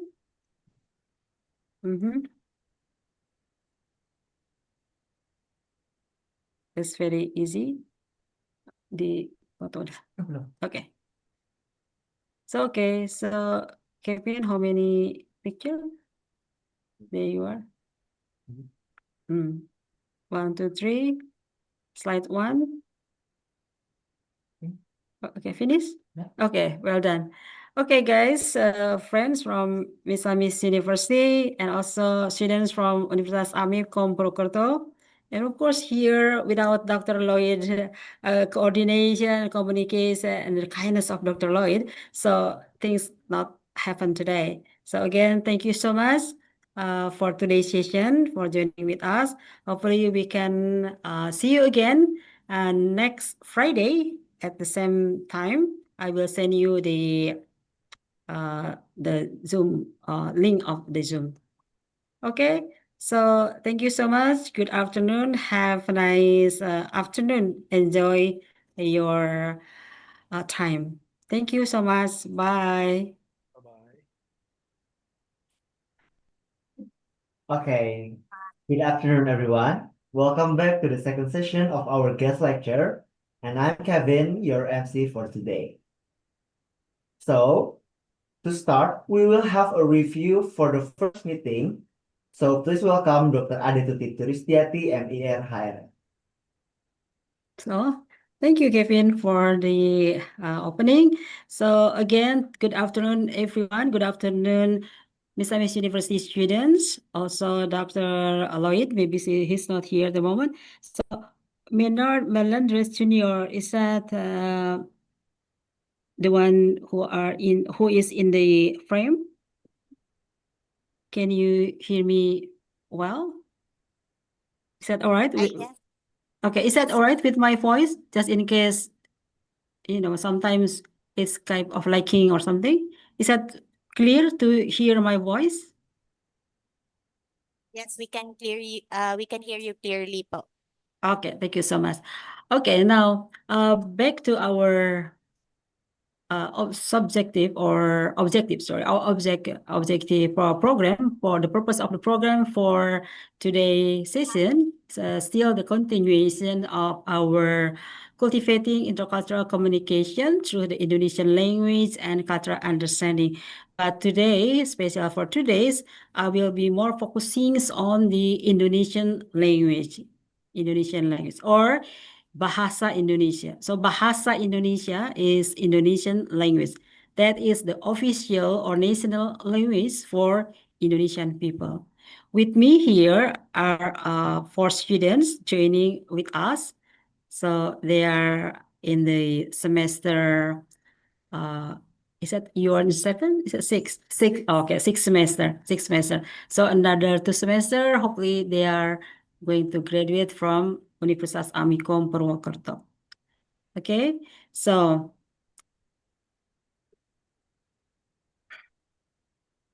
hopefully that upon completion of the session, everyone, so students or the participants know and understand Indonesian language. Yeah, Indonesian language. And the second one is you know and can apply, not only know, but you can apply some daily Indonesian language. I hope that it make you easy to understand, also to apply our Indonesian language so that you can mingle with Indonesian people or Indonesian students maybe there are some Indonesian students who study in the Philippines. Before I continue, just to let you know that Indonesian language also are quite influenced by some other languages, foreign languages. For example, the first one is from Arabic.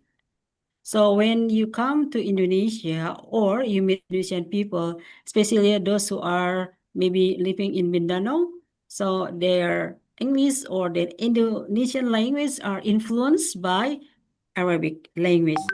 So for example, for our daily life, so it's not surprising when Indonesian people, when they greet, for example, by saying good morning, or do you still remember what is good morning in Indonesian language? Anyone? Do you still remember what is selamat pagi? Or I mean, I already I already spelled it Indonesian. Okay, selamat pagi is Good morning. Just like magandang umaga with G. Magandang umaga, selamat pagi, good morning. Okay.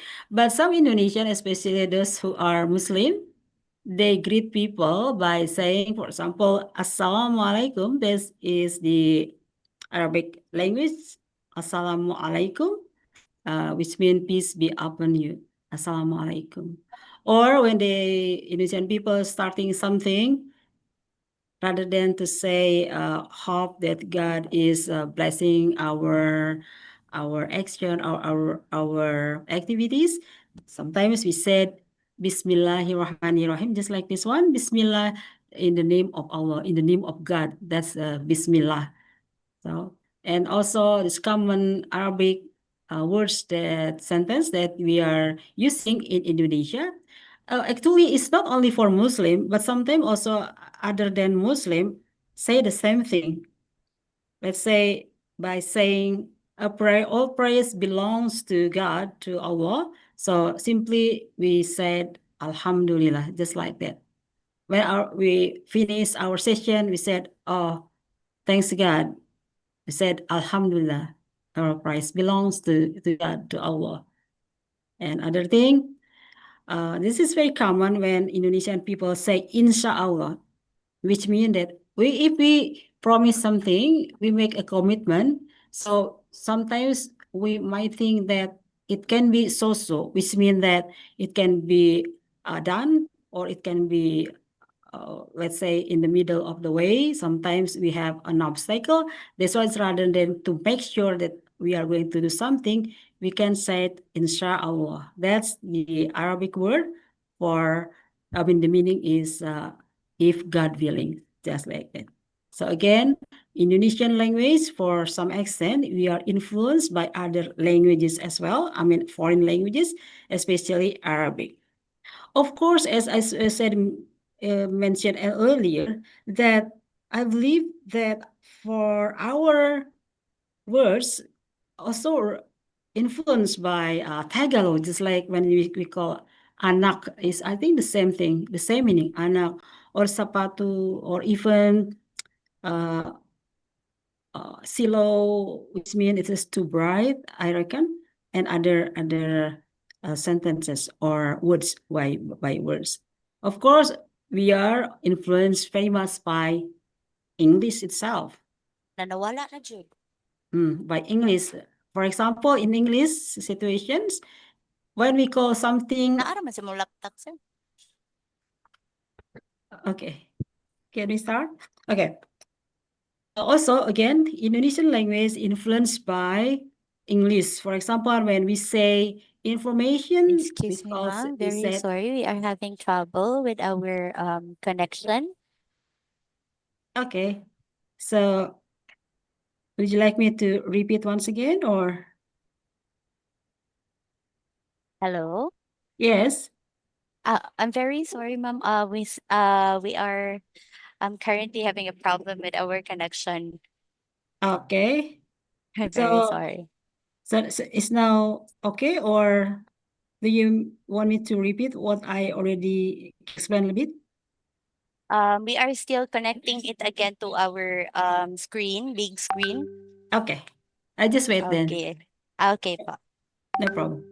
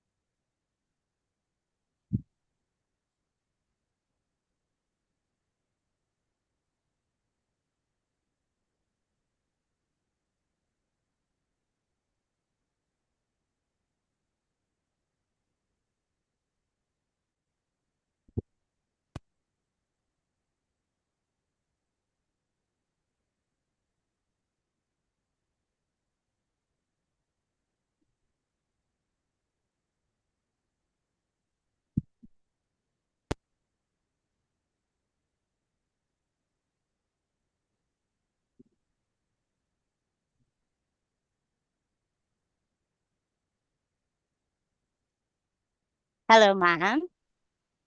Yes, is it everything all right? Okay. Yes, everything is all right. Thank you so much for waiting. It's all right. It's all right. Yeah, sometimes it happen as well in my side here about the Oh, signals. ah, So okay. where we are up to, I mean, something that do you think that I need to explain once again about the slide? You already understand? We already understand that side, ma'am. Okay. So once Okay, again that thank you so much. so in Indonesia, Indonesian people not only influenced, I mean, in terms of languages, it's not only influenced by Arabic, but also, of course, from other languages, especially English. English, like in Indonesia, when we say information, so it's very easy to say informasi. So the ion things become si, organization, organisasi, like that, and so on, etc. So this is the Arabic thing, so very influenced as well in Indonesia to our language. So that's why even though we are not, even if we are not a Muslim here, let's say not other religion like a Christian, so it's simply to say Assalamualaikum to greet somebody. Also Alhamdulillah, and then Bismillah and Insyaallah. Okay, so most, of course, of most Indonesian people, because we are our majority is a Muslim, we also can understand a little bit of Arabic. We can read, but sometimes about the translation, maybe it depends on how deep they are into Islamic religion. That's one thing. Okay, I continue. Nah, we we start to learn about the Indonesian grammar. I know that for our conversation, it's not too formal, but still you need to know about Indonesian grammar a little bit. I think it's very easy. In terms of the structure, in Indonesian language or Bahasa Indonesia is very straightforward. Even even let's say people who come to Bali or to Jakarta, they come to Bali or Jakarta only for a couple days. It's easy for them to catch up some Indonesian word and then they apply it. They try to use it in daily conversation. For example, here, Indonesian sentence structure. Indonesian follows subject, verb, and object. And the structure, I think, is similar to English. For example, even we can translate it one by one. Some example, saya makan nasi.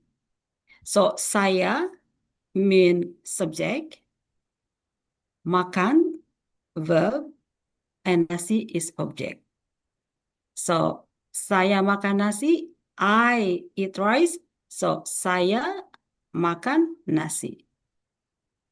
So, Dr. Lloyd, can you say the object is nasi goreng, for example? Can you do it? Saya?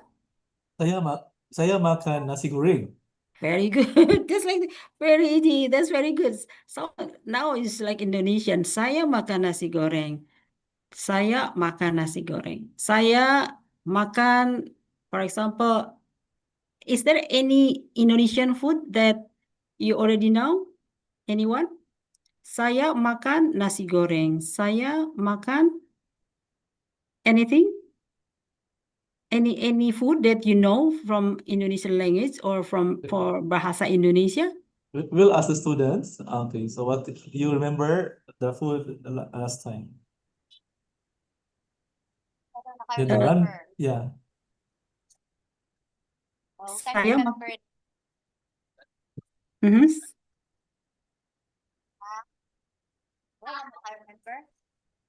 What is it? Soto.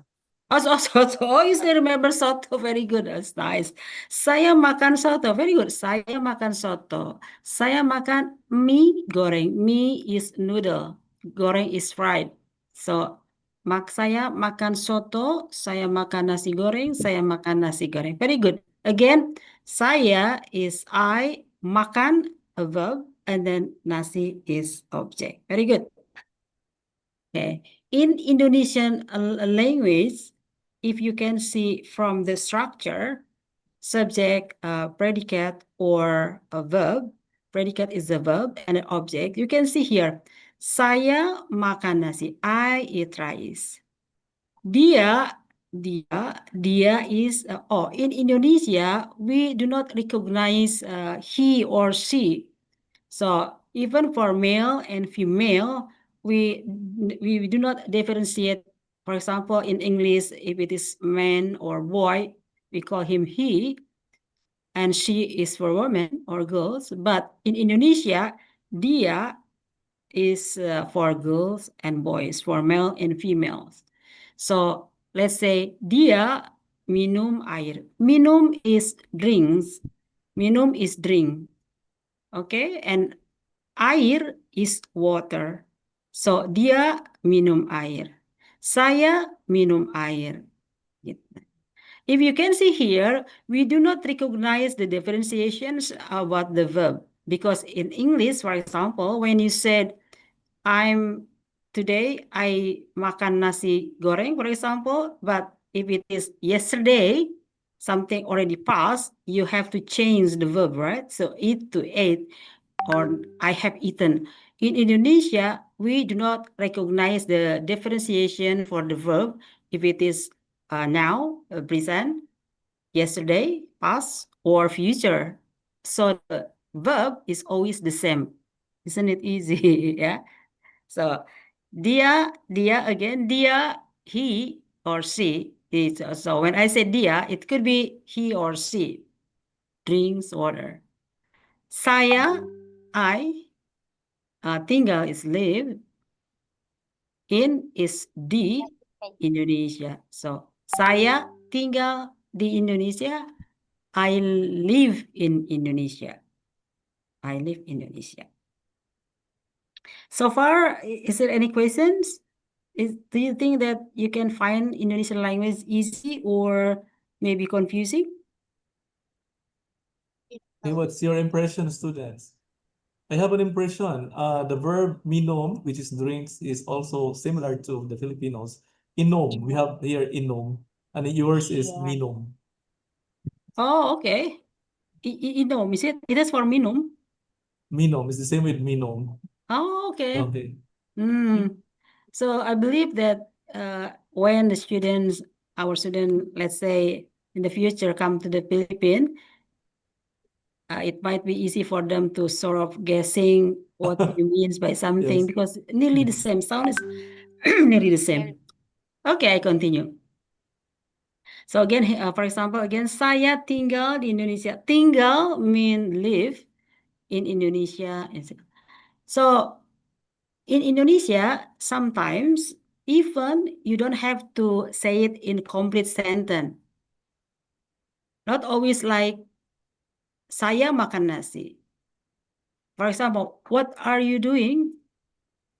You can simply makan nasi. You don't have to put the subject in the front, because when you ask me and then you ask me, what are you doing? And I said that I'm doing something, or let's say I'm eating something, I'm eating nasi or rice. So I can drop the subject. For example, what are you doing? Makan nasi. Just like English, what are you doing? I'm eating. Or simply say eating something. Eating rice. What are you doing? Eating rice.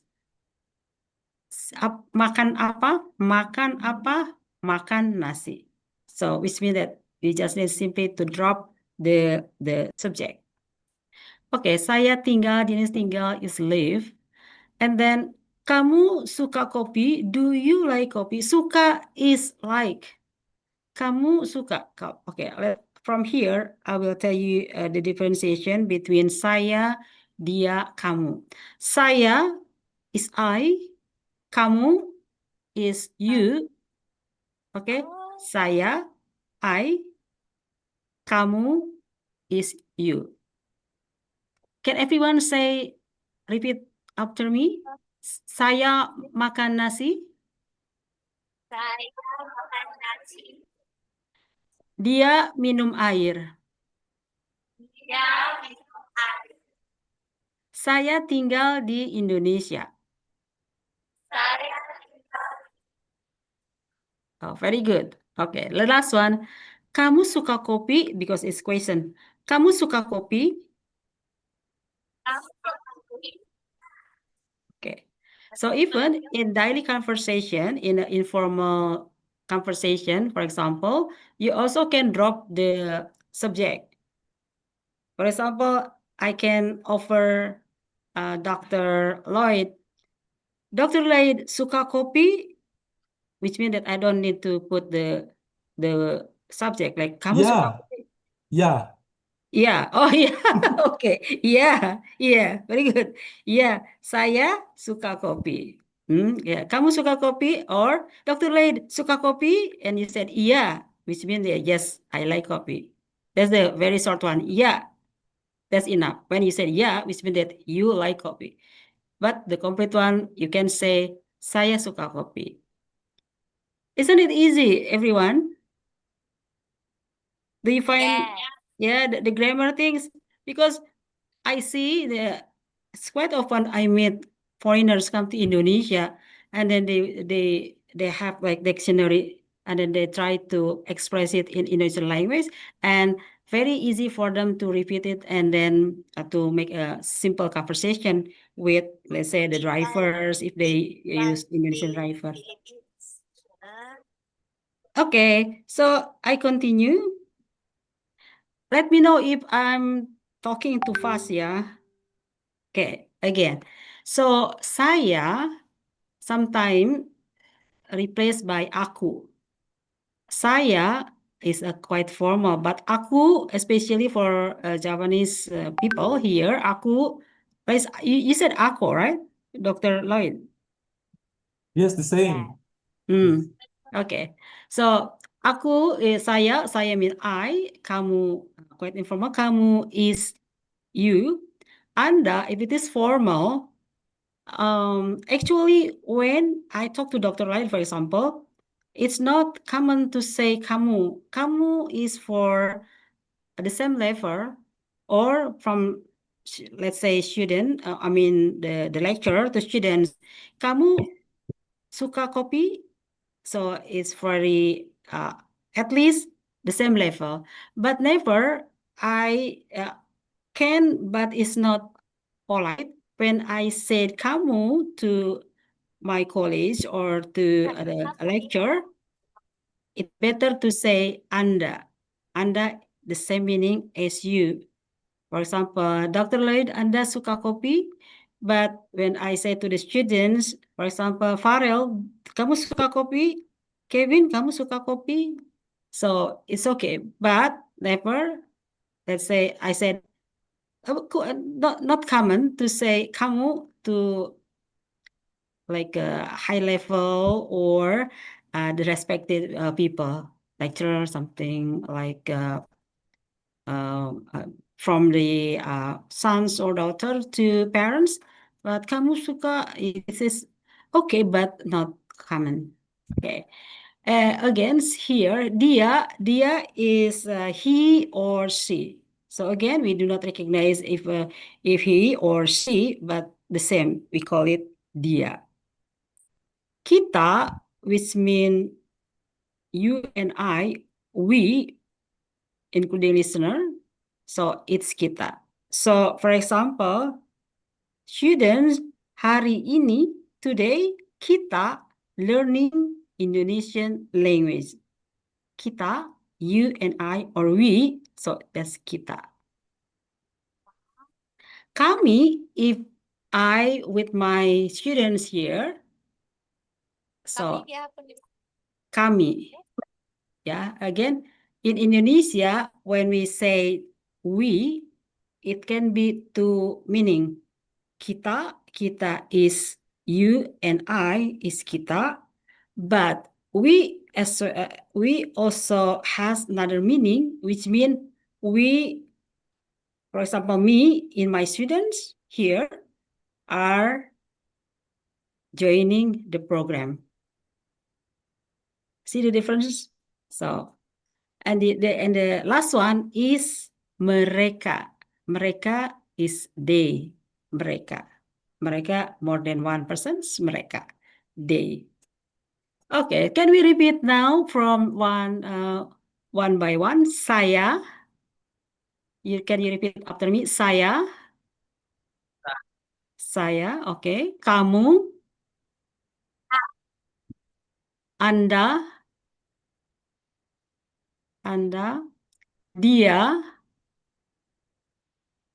Kita. Kami. Mereka. Okay. Now I can show you the grammar a little bit so then you understand the situation of the Indonesian language. Again, that in Indonesian language, we do not recognize we do not make differentiations for the verb changing, just like what happened in English language. That's why when you say, for example, makan not become makaning or a different situation, yeah. Because in English, I know that eat, eaten, ate, I'm eating, just like that. But in Indonesia, whenever we say saya makan, I eat. But when he said I have eaten, because we translated have to sudah, sudah is we done something, sudah. So saya sudah makan. I have eaten. We just need to put sudah. But the verb makan, we do not change the verb makan. That's for the past tense. Sudah to show that something is done. We already finished. And for future, when we see the future, we used to indicate the future by put will. I will eat. But in Indonesian language, we do not change the verb. We do not change makan, but we put akan. Akan translated from will. So saya akan makan. Saya telah makan or sudah makan. Sudah is common. So either sudah or telah is something we already done. So saya sudah makan.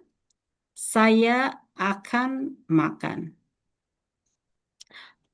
For continuous, of course, we never change the verb again. Once again, makan. But then we put, if it is something happening, so we insert sedang. Okay. Tacha, could you please repeat saya makan, saya sudah makan, and so on. Okay, everyone. First, for the present is saya makan. And then for the past, we use sudah or telah. It's like saya sudah makan or saya telah makan. And then for the future, we say saya akan makan. Saya akan makan. And then if you indicating ongoing action, we say saya sedang makan. Okay. Thank you, Taja.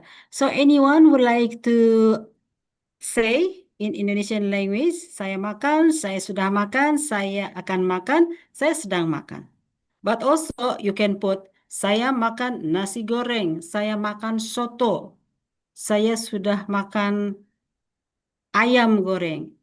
I'm not sure if ayam is chicken is the same meaning in Tagalog. Is it? What is chicken in Tagalog? Manok.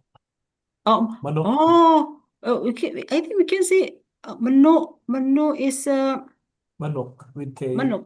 Indonesia, manuk. Okay.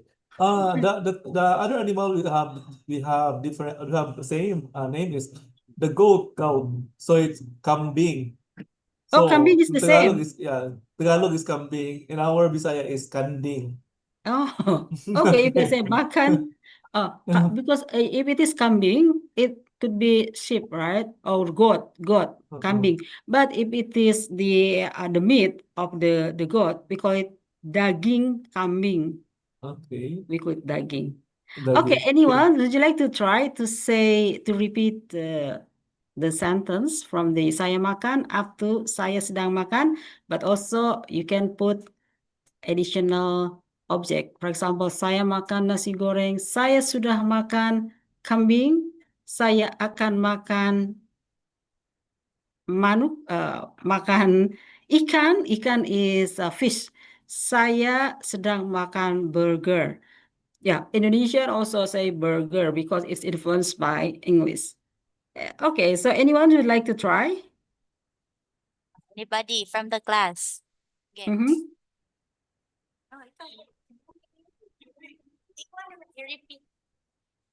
Just repeat. It should be easy. Good afternoon, ma'am. So, Good afternoon. present. Saya makan soto. Saya sudah makan soto. Saya akan makan soto. Saya sedang makan soto. Oh, very good. Well done. Saya sudah makan soto. Okay. Okay, thank you. So I'll continue. Hopefully that you can memorize the word by word in Indonesian language. Okay, so this is the common verbs. So I'll give you 1, 2, 3, maybe about 10 vocabulary here. Makan is eat. Makan. So Kevin, would you like to read? Makan is eat, minum and yes, please. Okay, so makan is eat, minum is drink, pergi is go, and datang is come, belajar is study, kerja is work, and tidur means sleep. Oh, very good. Thank you, Kevin. So anyone would like to repeat from MISAMIS University? Anyone? This is easy, right? Yeah. Anyone? Good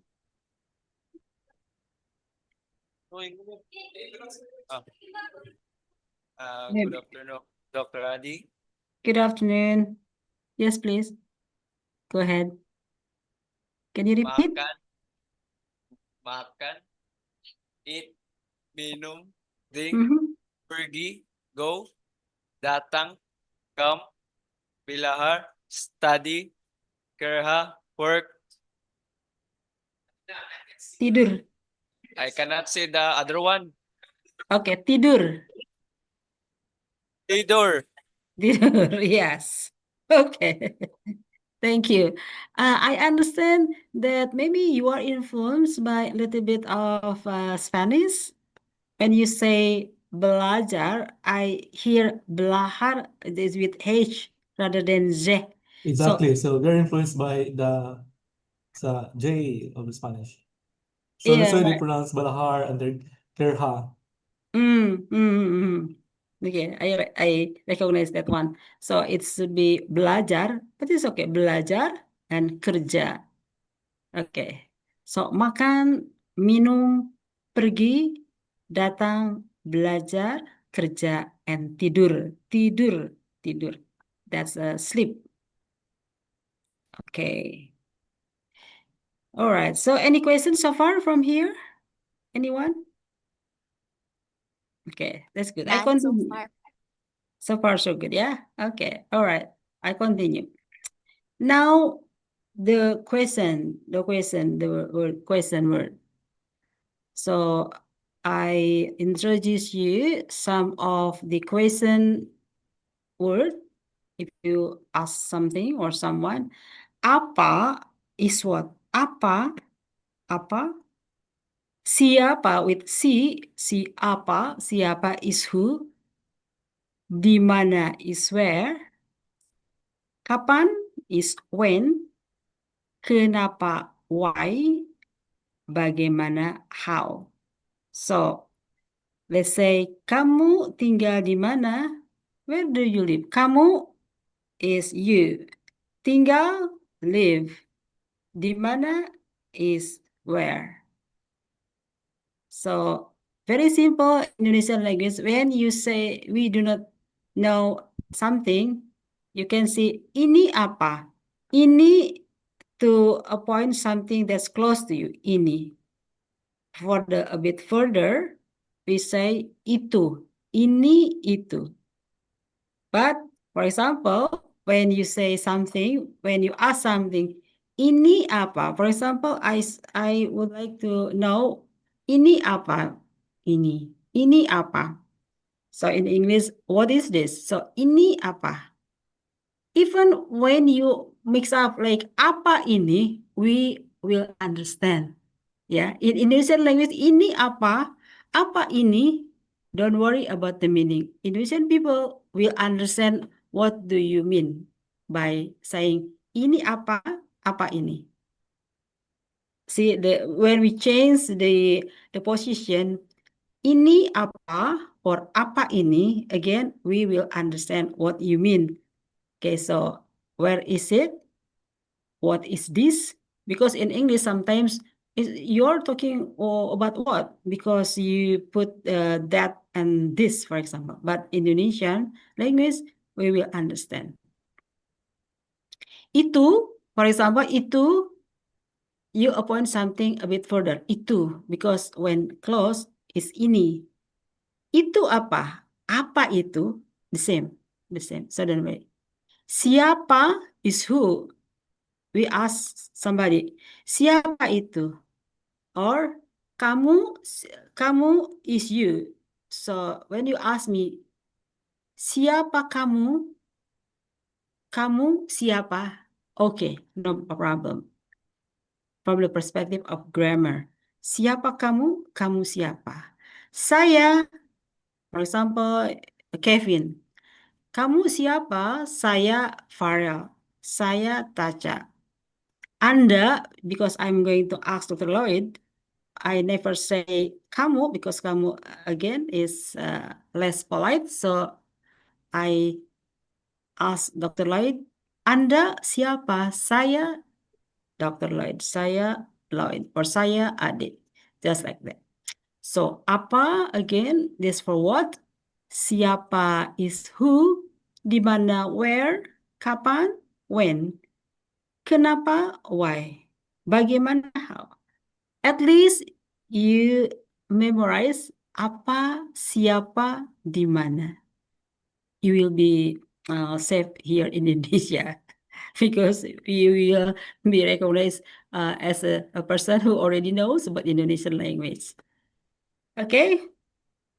Anyone would like to, or maybe just everyone, you can repeat after me. Apa? Can you repeat? Apa? Siapa? Di mana? Kapan?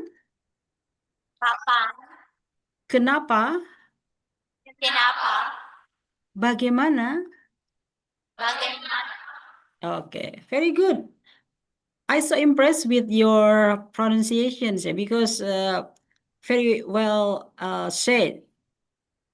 Because if I teach, let's say, Japanese, when they said kapan, because there is the N at the end, they can say N at the end, but they will say kapang. But I think in the Philippines, I mean, about the pronunciation, it's very good. Okay, let's see another one. Okay, I give you the basic conversations when you are in the store. Ini is this. Ini, okay. From the question things about apa, siapa, now I give you another one. Berapa. Berapa is how much, because that's important when you come to Indonesia and you like to buy something. Sometimes the price tag is not on the in the materials that you like to buy. That's why we have to ask the price. It's better to ask the price rather than you will be knowing later on surprise, because maybe you think that is mahal. Mahal is what is mahal? Same here. The same, yeah? Mahal, yeah, Yeah. mahal. But mahal kita is different, right, Dr. Lloyd? Okay. Mahal. So when ini berapa? How much is this? Berapa is how much. So that's very important when you come to Indonesia again. So you if you want to know about the price, you say ini berapa? How much is this? How much is this? So we already know 10.000. Ribu is 1,000. So 10.000, 10,000. 10,000. I forgot, Dr. Lloyd. How much is that one peso in Indonesian? 1 peso equals to how many rupiah? Last time when you come to Indonesia, you change your money into rupiah? Yes, but I forgot. Sorry, I forget now. Okay. So yeah. All right. So 10 is 10 and ribu equal to 1,000. So 10.000, 10,000. 2 is 2. So 20. 10, 20, 30. So it is just to put the puluh is 1,000. Ribu is 1,000. With 10, 10, 20, 30, and so on. It's actually the same. The 1,000 here is libo, and then Ah, yours is really? ribo. Yeah. Oh, that's So why I think pulo kalibo. So yours is 10,000, but ours is pulo kalibo. Pulo wow. kalibo. So 10,000. Okay. So I think if Indonesian students, I mean from Amikom, let's say in the exchange program later on, they join. So when they are in the Philippines, I hope that they will not find any difficulties, even let's say in terms of Tagalog. I mean in the Tagalog. So because there's so many words you can guess because nearly the same meaning. Thank you, Dr. Led. So I just knew about the reboot things. Okay, mahal is expensive. Bisa kurang if you ask for less price, a bit cheaper. Can it be cheaper? Bisa kurang? Bisa kurang? Mahal is, oh wow, it's very expensive. Oh, mahal. Bisa kurang? Bisa, can be, or may. Okay. Baik is very important when you come to Indonesia. Well, okay, baik. So we can say baik. But baik also, if you would like to say something, your condition, for example, if you ask me, Ibu Ade, how are you? And simply I said baik, which means I'm well. I'm okay. So Dr. Lloyd, apa kabar? Can you say something? When I ask you, Dr. Lloyd, apa kabar? What is the answer? Baik. Yes. So you can simply say, if I ask you, apa kabar? Baik. Just like that. I'm well. I'm okay. So baik. All right. Okay. Any questions? If you don't have any question, I will see from here. I will continue. Okay.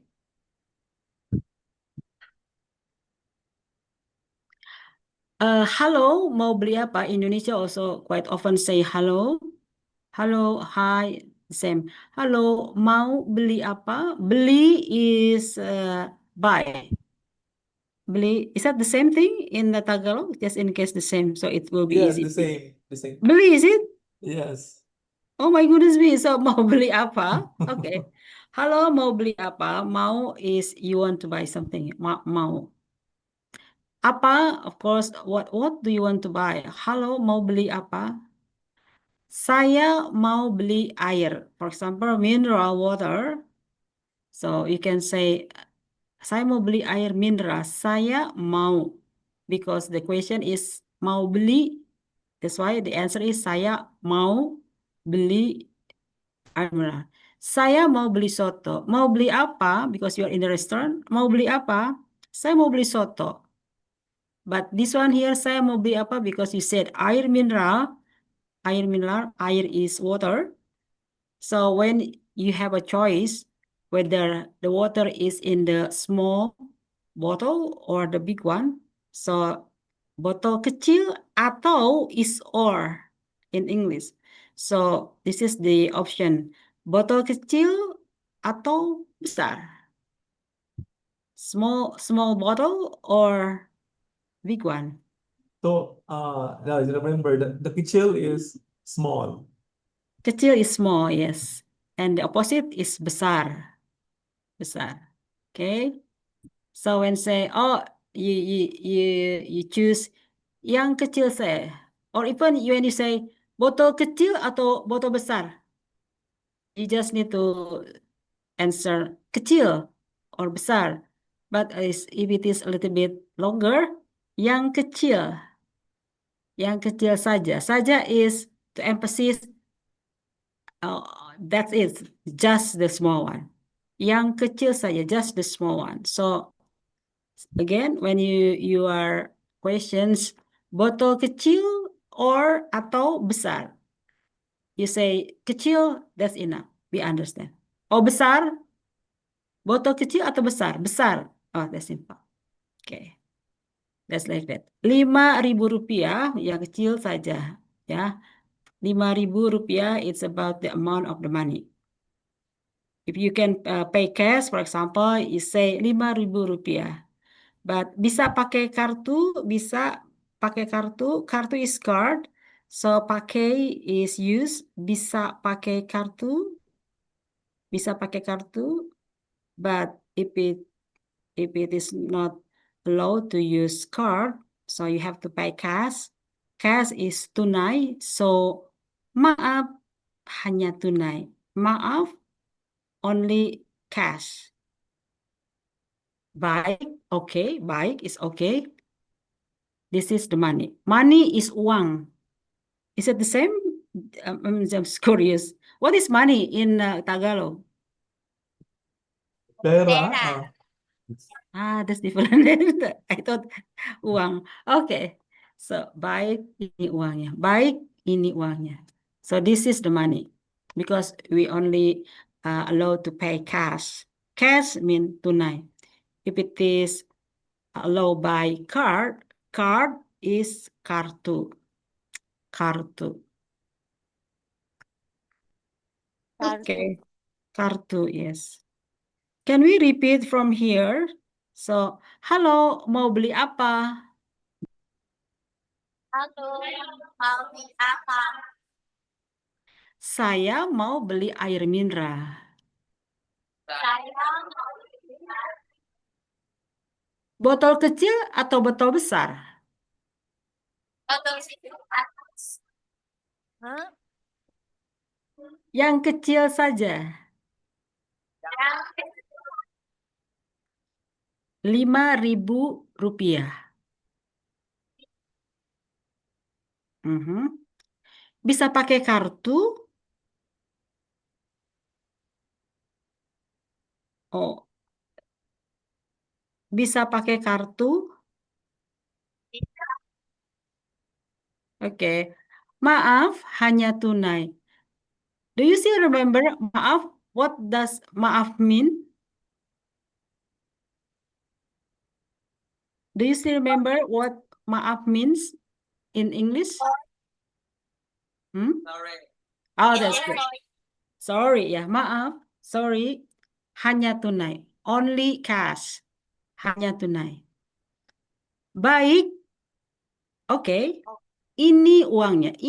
This is the money. Uang is money. And conclude by terima kasih.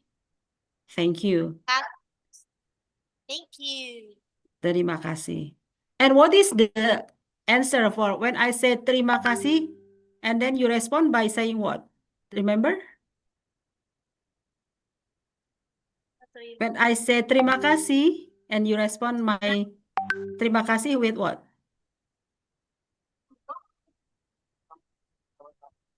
Sama-sama. Yeah, sure. It's very easy, isn't it? Sama-sama. Terima kasih, sama-sama. Okay.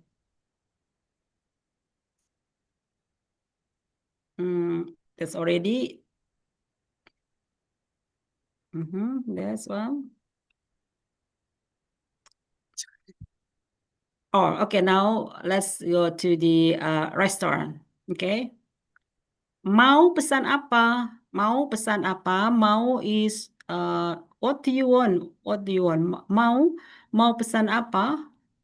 Saya mau nasi goreng dan es teh. Okay. In Indonesian language, ice is es, tea is teh.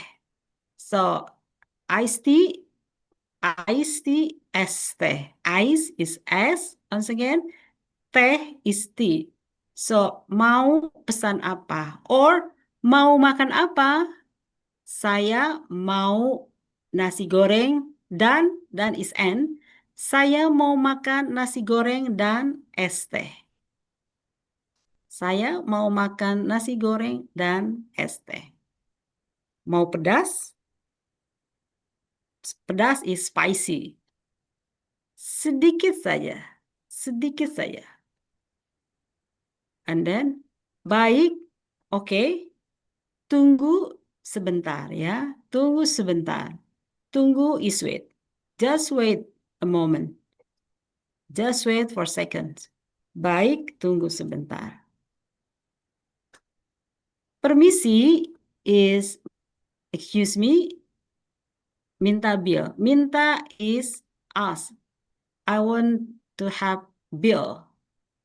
So you can say, permisi, sorry, or excuse me, please give me the bill. Ini billnya. And you can say, terima kasih, sama-sama. Okay, can we repeat from here? In the restaurant, okay. Mau pesan apa? Mau pesan apa? Saya mau nasi goreng. Dan es teh. Dan Mau pedas? Pedas is spicy. Mau pedas? mau pedas? Sedikit saja. Sedikit is just a little bit. Sedikit saja. Sedikit saja. Baik. Tunggu sebentar ya. Baik, tunggu sebentar. Oke. Permisi. Minta bill. Okay, so you can give the bill. I mean the store waiters, for example, give you the bill. Ini billnya. This is the bill. So we can say terima kasih and the response is sama-sama. Okay. I don't want to give you so many words because sometimes if it is too much, maybe you easily forget what already learned.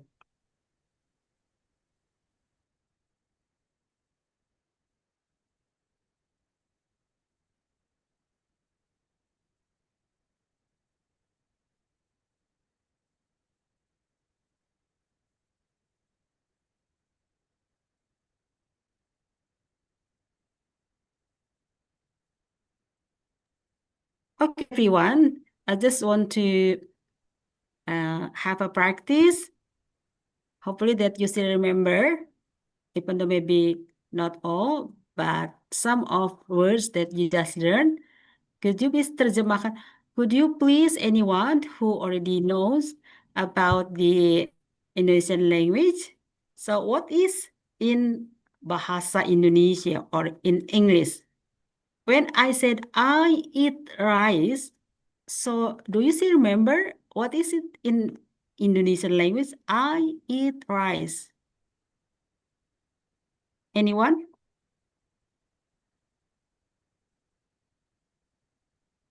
Can you just guess what is I eat rice? What is in Bahasa Indonesia or Indonesian language? Good afternoon, ma'am. It's saya makan nasi. Very good. Saya makan nasi.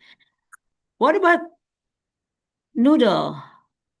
Fried noodle. Saya makan fried noodle. What is it, fried noodle? Anyone?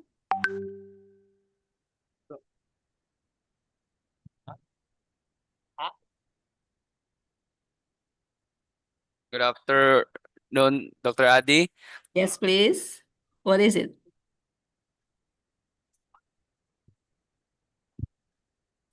What is? Saya makan nasi goreng.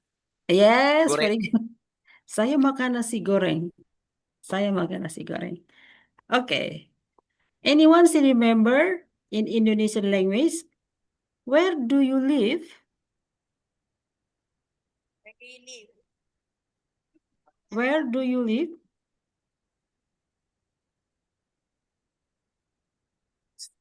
Selamat sore, Dr. Adi. Oh, selamat sore. Okay, good. Kau tinggal di mana? Yes. Easy, isn't it? Tinggal di mana? Tinggal di mana? Okay, next one. Say, I want to drink water. I want to drink water. What is it? What is Indonesian? Yeah, what is in Indonesian? Bahasa Indonesia. I want to drink water. Anyone? I want to drink water. Say, I want to drink water. I will give you an example. I want to drink water because I'm thirsty. I want to drink water. What is it in Bahasa Indonesia?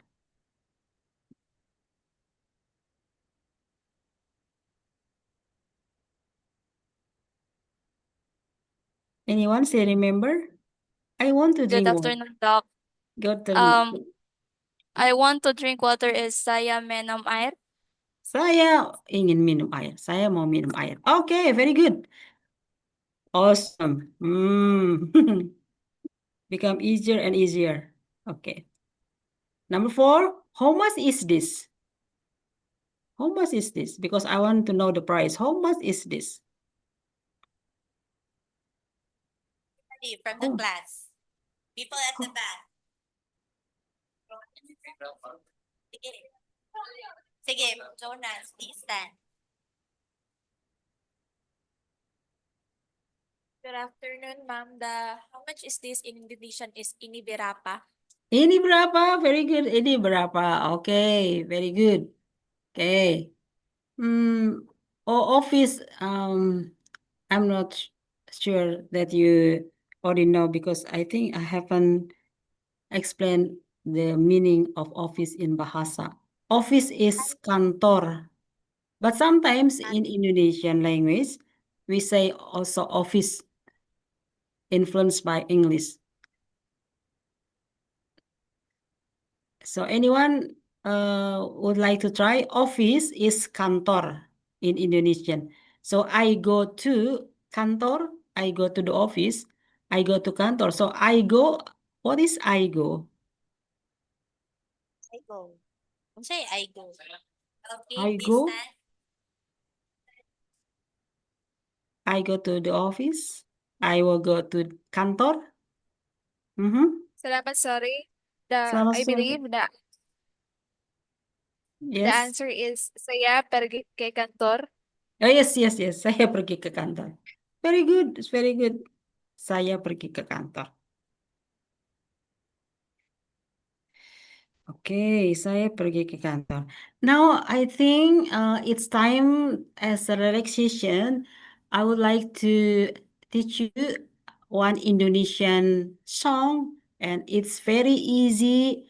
It's very friendly. If you know, when you come to Indonesia, everybody will so impressed. Wow, you already know Indonesian song. Actually, this song sang by kids, but especially for Scout, they here, like for kindergarten, they know the. Resting head, shoulders. So by saying atau by singing this song, you will find out about how to count, and also some new vocabs here. Sayang is you love, sayang love. Semua is all. Sayang semua, love all, love everyone. Okay, I will translate this first. Satu, remember satu is one. Satu, aku, satu, aku sayang ibu. Kevin, could you like to translate it? Satu, aku sayang ibu. Okay, so satu-satu aku sayang ibu. It means like one, first I love my mother. Dua-dua juga sayang ayah. The second also I'm loving my dad. Tiga-tiga sayang adik kakak. It's mean like, and third, I love my siblings. Satu, dua, tiga. It's like counting down. One, two, three. I love everybody. Okay, I love everybody. Okay, so can we sing? You can repeat after me later on. Okay, so this is how to sing the song. Satu-satu aku sayang ibu, dua-dua juga sayang ayah, tiga-tiga sayang adik kakak, satu, dua, tiga sayang semuanya. Play musik. Oke. Ini siapa sih yang di sini? Di sana. Setup professional audio. Oke. Oke, once again. Satu-satu aku sayang ibu. Dua-dua juga sayang ayah. Tiga-tiga sayang adik kakak. Satu, dua, tiga sayang semuanya. Is it easy? Okay, everyone, could you please try to sing the song?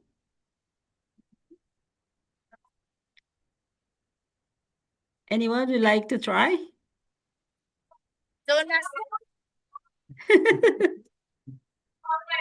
Okay, one.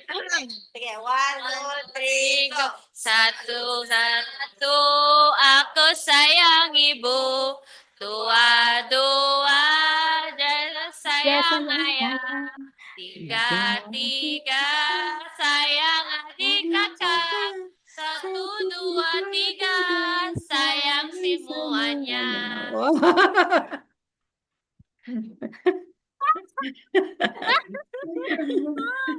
Wow, easy, isn't it? So, satu, aku sayang Aku ibu. sayang ibu. Dua-dua Dua-dua juga juga sayang sayang ayah. ayah. Tiga-tiga Tiga, sayang sayang adik adik kakak. kakak. Satu, Satu, dua, dua, tiga tiga, sayang sayang semuanya. semuanya. Okay, sounds good, sounds good. Well done. Okay, later on you can sing this song again.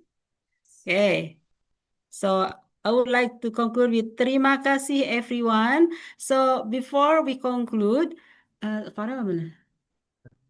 Cepetan. So I would like to give you some exercise just to confirm that you know. So Farel will give you the Google form. Hopefully you can. Oh, Farel mungkin excuse me.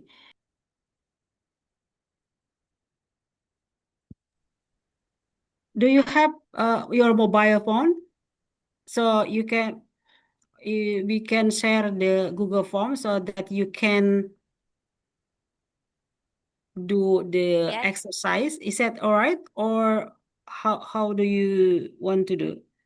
Everyone have the mobile phone in your site? Some of our students, ma'am, has their phone. Oh, but then can you share in the chat room? Bisa. Atau kita buka aja itunya. Bisa nggak, Ra? Udah saya kirim. Iya, masnya dikirim. Mau buka. Bisa nggak dibuka? Kita ambil. Terminar.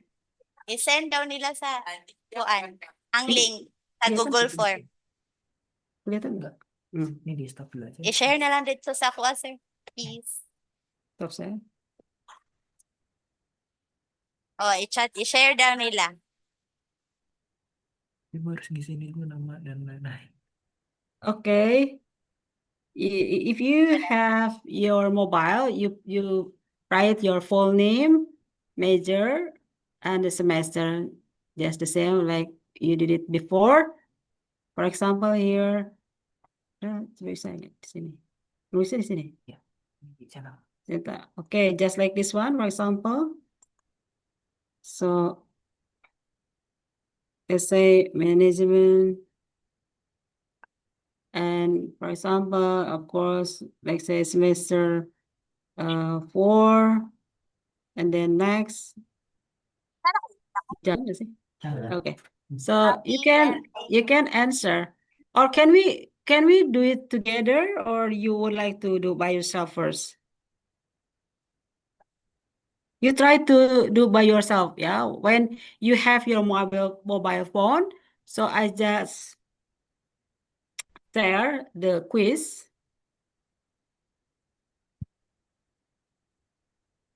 Okay, ma'am. So I'll be sharing the link to my students in our group chat. Okay, yes, please. Okay. Okay, I'll give you some times to fill out. Mana? Gimana caranya?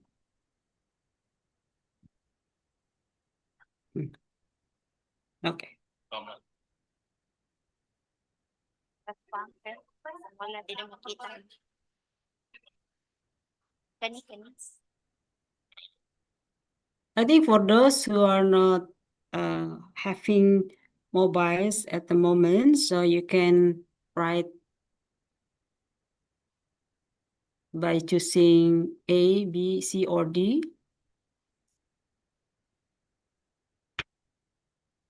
Okay. So please check your our GC. I already sent the. Okay na?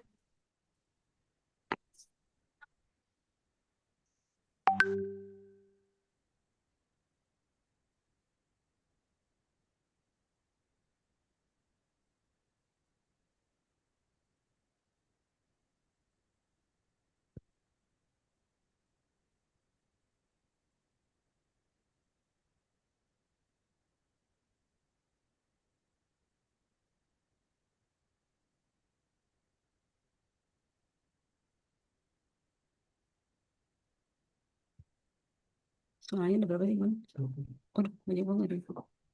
Berapa nih?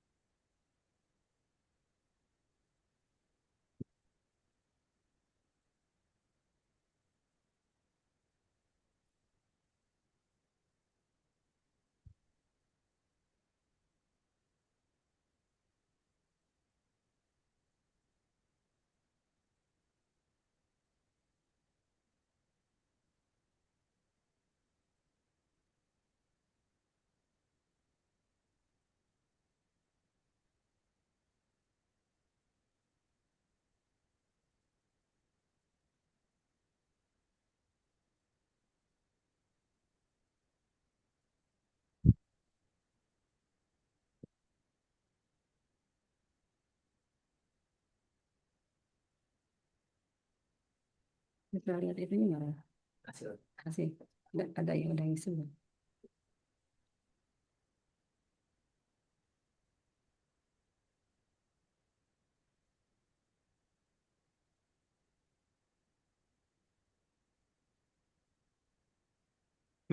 Selesai.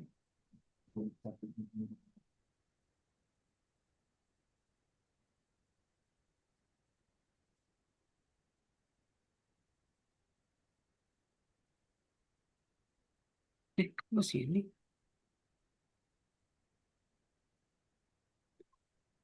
Baru satu saya. Enggak maksudnya ini kok saya jadi ke sini loh. Ke sharing sini.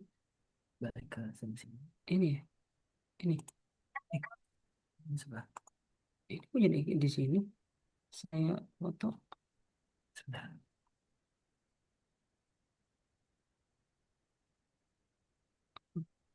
Oh, ini aja ke Chrome-nya tadi.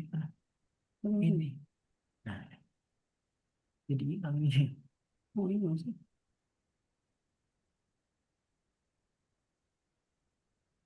Di stop dulu.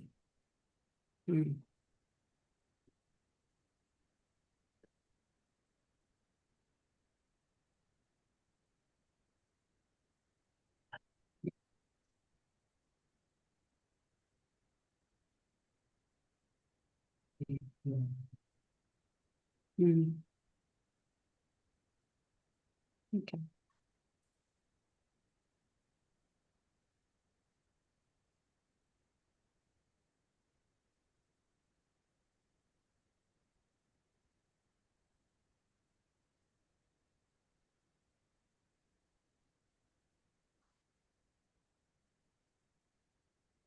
If you do not understand or forgot with what we already explained, so you just need to just guess, best guess you think the right one.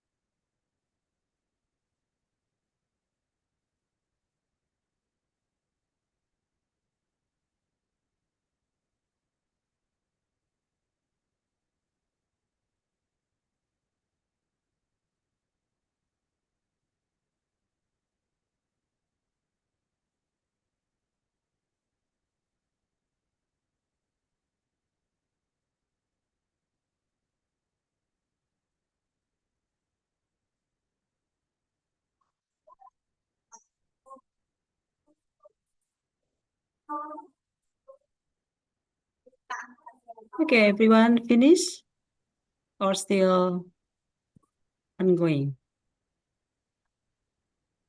They are still answering, ma'am. Oh, okay, sure. I'll give you times.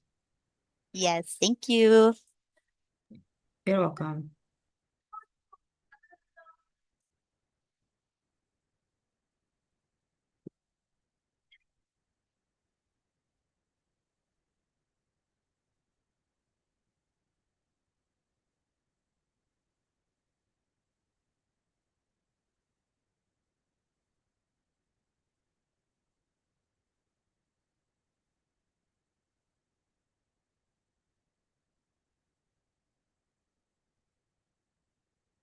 Fourteen ang naka-answer. 15. Answer.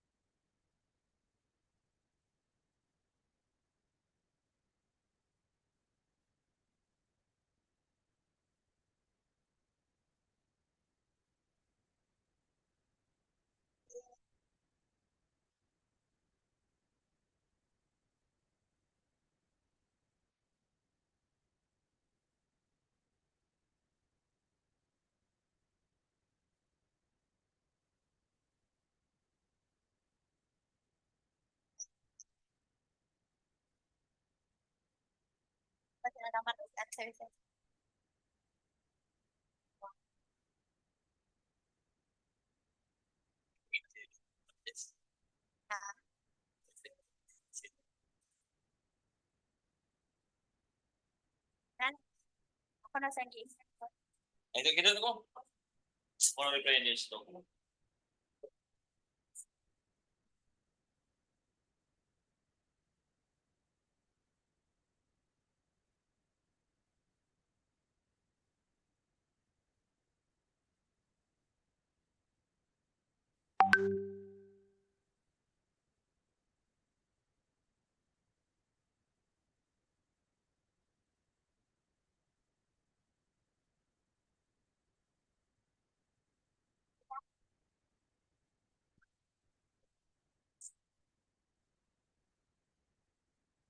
Good afternoon again, Dr. Adi. My students are already done answering Oh, the very good. question. Very good, very good. Okay. Okay, you're welcome.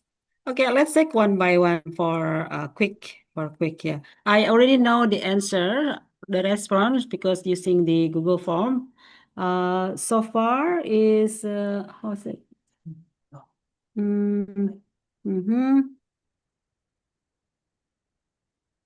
Ada yang 100 ya? Wow, I saw here two students got 100 score. And then, yes, very good, very good. That's lovely. And then 95% 7. And then what else? Yeah, 90 score this one. And what else? Okay, and average is 85. Oh my look. So it's very good. Yay, So well clap your done. hands. I mean, for the first time learning Indonesian language, Bahasa Indonesia, so you already done above average. I mean, above 75 or even in average about 80. So this is very good news. Okay, I just check one by one so that to confirm that you understand. Apa kabar is used to say about someone condition. That's C. Number 2, the meaning saya makan nasi is I eat rice. What is Kevin? Number 3. What does minum mean? Because it's still the same as Tagalog. It's minum is drink. Number 4, ini berapa? Ini berapa? So how much is it? How much is this? What does dia because Indonesian did not recognize he and she. Dia is he or she. The meaning of saya mau nasi goreng, fried rice. So I want fried rice. Number 7, di mana kamu tinggal? Di mana, where do you live? Live is tinggal. Pergi is go. So what does pergi means? Go. Let's see.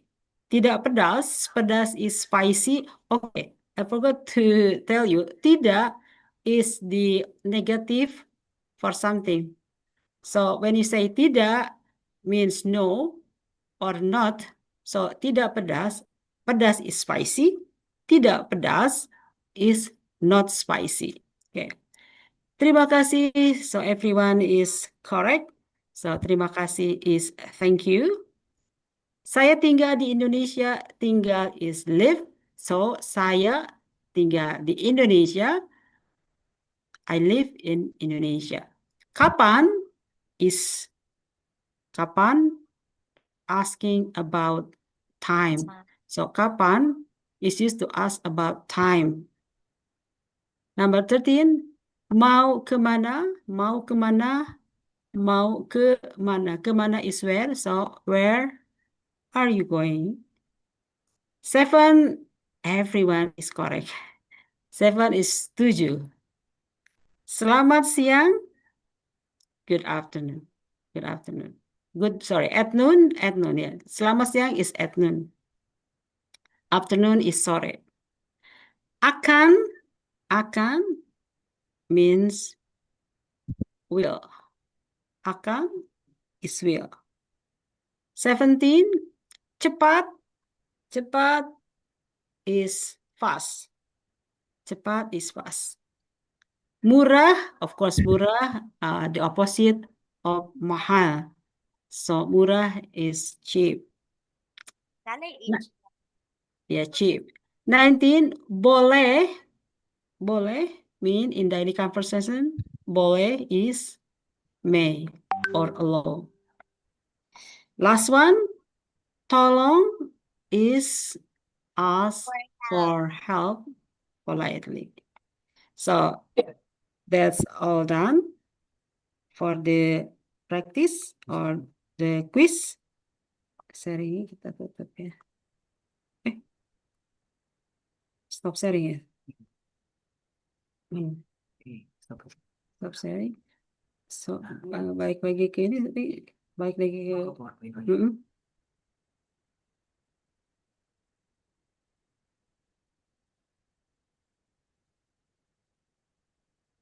Okay, so I think that's all for learning Indonesian language for today. Do you have any questions, everyone? They do not have any questions, Doc. Okay, thank you so much. Okay, I think because we already done our quiz and I'm so glad that your score, everyone, is very above the average. It's very good, about 80, 85. So I'm impressed by your score, which means that you understand what we just explained. Even though it's very short time, learning language, of course, is only 1 hour until 2 hours is very, very short.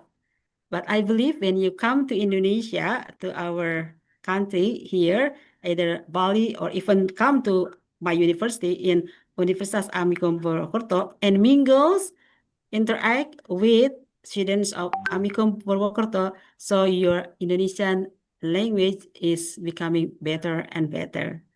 Dr. Lloyd, I think from today's session, I will conclude. So do you have any closing statement or before we conclude? Sikahan na ninyo ka. Alam na may kalaagan dito sa Indonesia.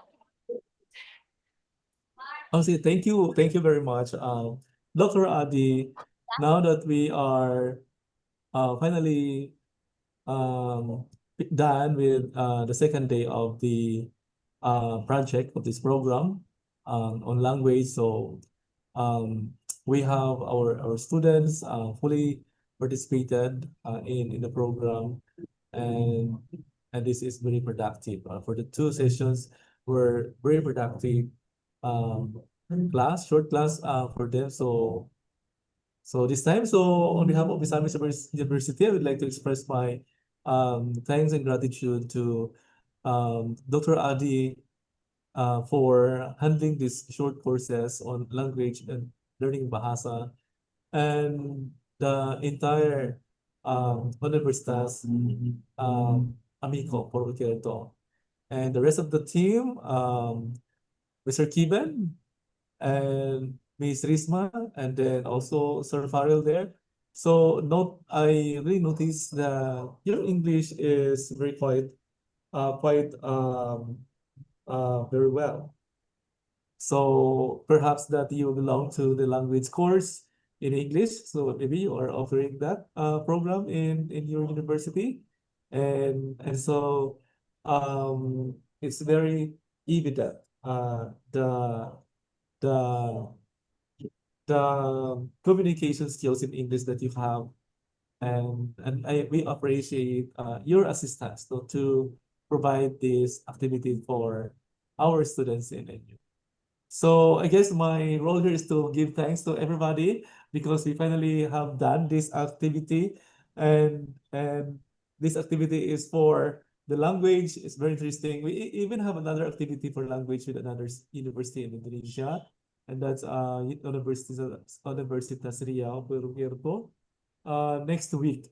It has a longer sessions, up to 10 sessions, but they are intended for the students with language courses. But this particular course is for the HM because the hospitality management are trained to different groups of people, especially for the foreigners, because those are the clientele you will providing your services soon. And they belong to different cultures and different countries. So you're exposed to these 2 sessions training on Bahasa for you to be able to really connect with foreign people. Now you are connected, not physically but online, and you are talking to them directly with them. So this is your experience now with engage with the foreigners. So this is a wonderful experience for you, especially for your course, that you should be able to really connect with foreign people. And there will be more activities to come and more engagement also in collaboration with our partners, especially the Universitas Amicum Porutierto. So for the Misamis University, Ma'am Belly, right? Ma'am Bile, your instructor and the HM instructor, and also Dr. Arniel Elbidula, who might be not present this time because this today is part of our final semi-final examination, so he has some proctorship recently. But I'd like to thanks to the Department of the Hospitality Management for engaging with our partners and for giving this to our students um, and to our students. So I'm hoping you learn a lot from this engagement. Basic course, but there's so many things to explore, and you have explored different things, no? So different contexts, concepts, and the context is Indonesian context, then directly provided by the Indonesian people. So it's a wonderful experience. Now, as long as you have the multicultural exchange, it's always a very interesting experience. So I hope that we also enjoy and you'll have more experience to have, with our partners and even to anyone who are from other countries, because that is your field and it prepares you from now on. Thank you also, Sir Bernard, for the technical assistance there. So I think we have a very productive 2 sessions meeting for this program. Thank you very much. Thank you, Thank everybody. you. Thank you, Thank you. sir. Thank you, ma'am. Thank you. You can say sampai jumpa means see you next time. Sampai jumpa. So sampai jumpa. Sampai jumpa. Okay, thank Okay, you, sampai Dr. jumpa. Lloyd. So I will conclude this session. Sampai jumpa. Hope you enjoy your time, your weekend. So bye-bye. Much. Bye-bye, everyone. Charisma. Uy, hi daw. Oh, hi daw.